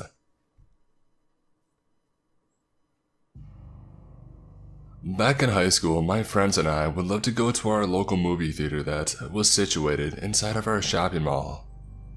We usually would travel in big groups, but this time, it was only my friend Alex and I. We picked up a late night showing of some obscure movie. I can't recall the name because this happened years ago, and arrived on time to find our seats. Since the showing was late and the movie wasn't a box office hit, the theater was empty. We situated ourselves in the middle, where we could get a perfect view of the screen. Strangely enough, a couple that arrived late decided to sit in a row, with only 2 seats between us and them. My friend and I exchanged confused looks and then shrugged it off, figuring it was solely because we had prime viewing seats. As the theater got dark, things got a little weird. The woman of the pair kept looking over at us every few minutes. The first couple times I figured she was just a nervous person and was adjusting to her surroundings. Yet maybe an hour into the movie, she kept the pattern up. She wasn't even discreet with her staring, because she would turn her head completely towards us. I could see her entire face. I still see it in my head today. I nudged my friend and told him about the girl staring, and he whispered that he had noticed too. At this point, I was feeling very anxious and almost wanted to leave the movie early. My friend didn't want to though, so I decided staying with him was safer than leaving alone. Plus, I was his ride home too, so I didn't really have a choice. Throughout the movie, the girl continued to look over. Every now and then, she would whisper something to her counterpart, but he himself never looked over. Once the movie ended, I grabbed my friend by the arm and told him that we should get going because it's late. He followed suit as I sprinted out of the theater. Once we were out, the halls were empty because of the fact that barely any films played towards the end of the night. I was about to say something to my friend about how the couple next to us freaked me out, but they ran out of the door seconds after us. I was freaking out on the inside, but decided to try my best to keep my composure. My friend was definitely aware of them closely following us out of the theater, but he isn't the type to be confrontational, so we just sped walked to my car. Once we got in the car, my intuition told me to just get out of the parking garage as fast as I could. I saw the weird couple make it to their blue car, which was on the same parking garage level to us. That wasn't surprising because the entrance to the mall is on that level, so everyone parks there. I sped out of the parking garage and drove towards the main street. I told him to keep a lookout and see if their blue car was following us. He looked back and said the coast was clear. I felt so relieved. Now, we were the only ones on the main highway because it was late at night and we live in a quiet, suburban area. And then, a few minutes later, a car came speeding up from behind and flashed their high beams at me. My heart started to race. My head just told me that it was them. I asked Alex if the car was blue, but he said that he couldn't tell. The light to turn left onto the next main street was green, so I took the left turn necessary to get to his neighborhood. The car backed off and turned on normal lights, but still, it turned left too. I caught a glimpse of the car and started yelling once I realized that it was the weird couple's blue car. Alex told me to gun it, so I slammed on the gas and sped down the last main street before I had to turn into his neighborhood. The blue car wasn't tailgating me, but was clearly following not too far behind. When the streets are empty, it's easy to follow someone since there aren't any other cars to dodge.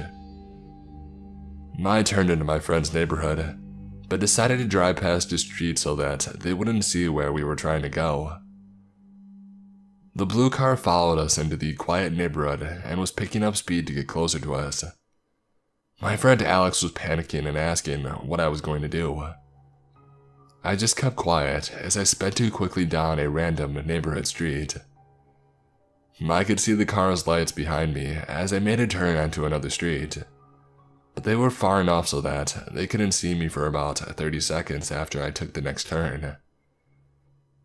After I turned into another unfamiliar street, I turned my car off and flipped it into neutral gear. My car is a manual, so I am very familiar with driving it, and I knew that I had enough momentum to roll into an empty parking spot, even though my car was off. I slipped into the spot on the curb and pushed the brakes to get to a stop before the blue car could clear the turn to get into the street. I reclined my seat back completely and told Alex to lean all the way forward and not move. We sat there in the silent and dark car, my ears ringing from how quiet it was. My heartbeat was fluttering faster than it ever had before. I think it was a mix of fear and adrenaline. Within a few seconds, the blue car cleared the turn and started slowly driving down the street. It made its way past my car that was parked on the side of the street, and luckily for us, I drive a standard black Scion TC. There's nothing notable about the car. I haven't even changed the license plate frame. So, they must have figured that the cars parked on the road belonged to the people that lived in the neighborhood. Alex and I literally stayed in our hiding positions for 10 minutes, just in case the weird couple decided to drive by again. Luckily, they never did.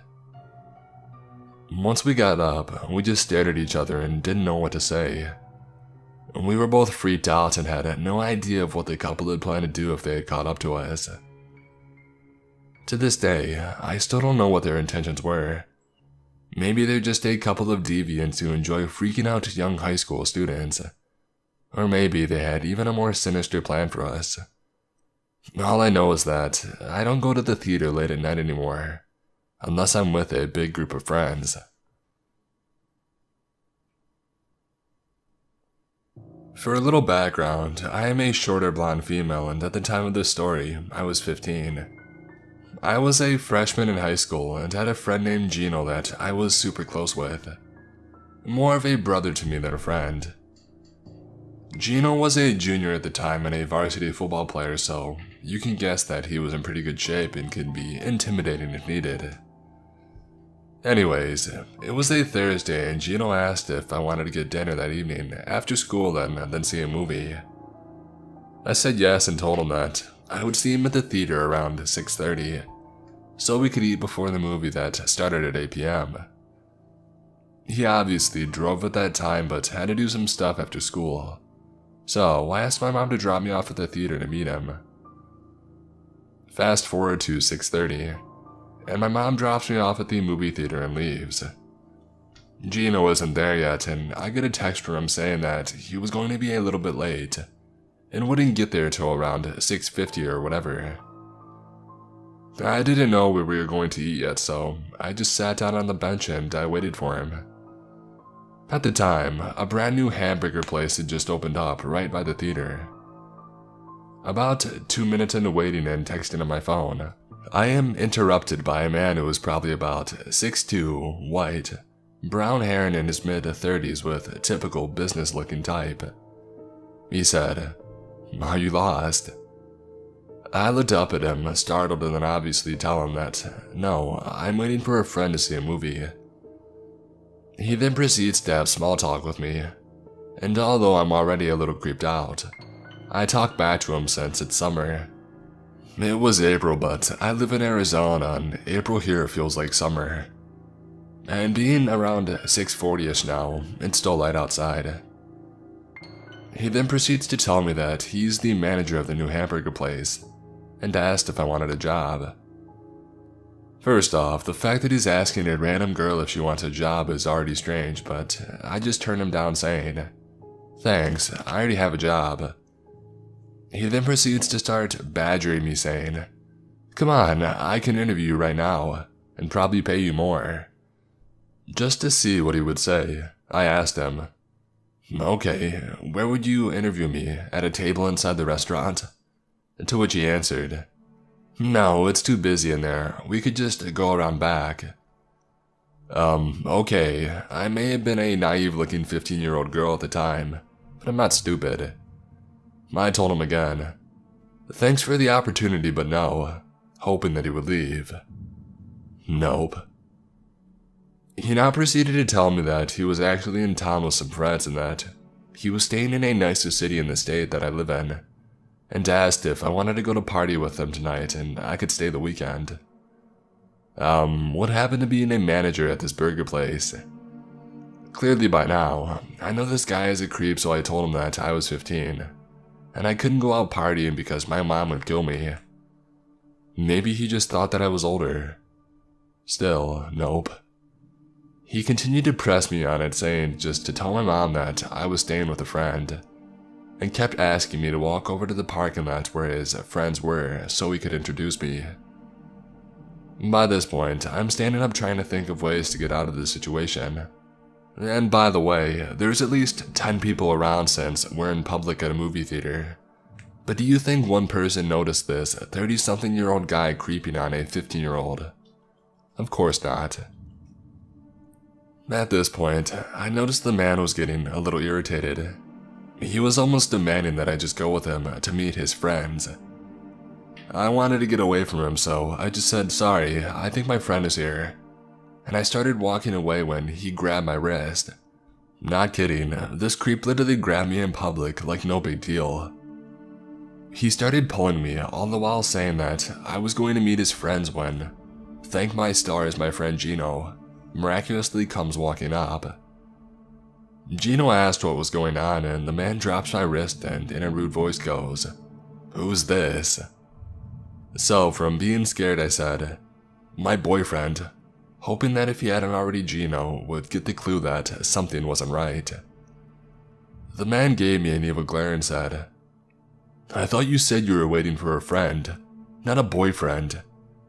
At this point, Gino started pulling the tough guy act, and started asking the guy what the heck he wanted and to get the heck out of here. The man, without arguing, just power walked away towards the back of the burger place, acting all upset. Gino wanted to chase after him, but at that point, I was shaken up, and really just wanted to see our movie. Needless to say, I never saw the guy again, but to this day, I think about what he wanted. If I was naive enough to go with him, what would have really happened? I have no clue, but seriously, I'm lucky I wasn't stupid enough to find out.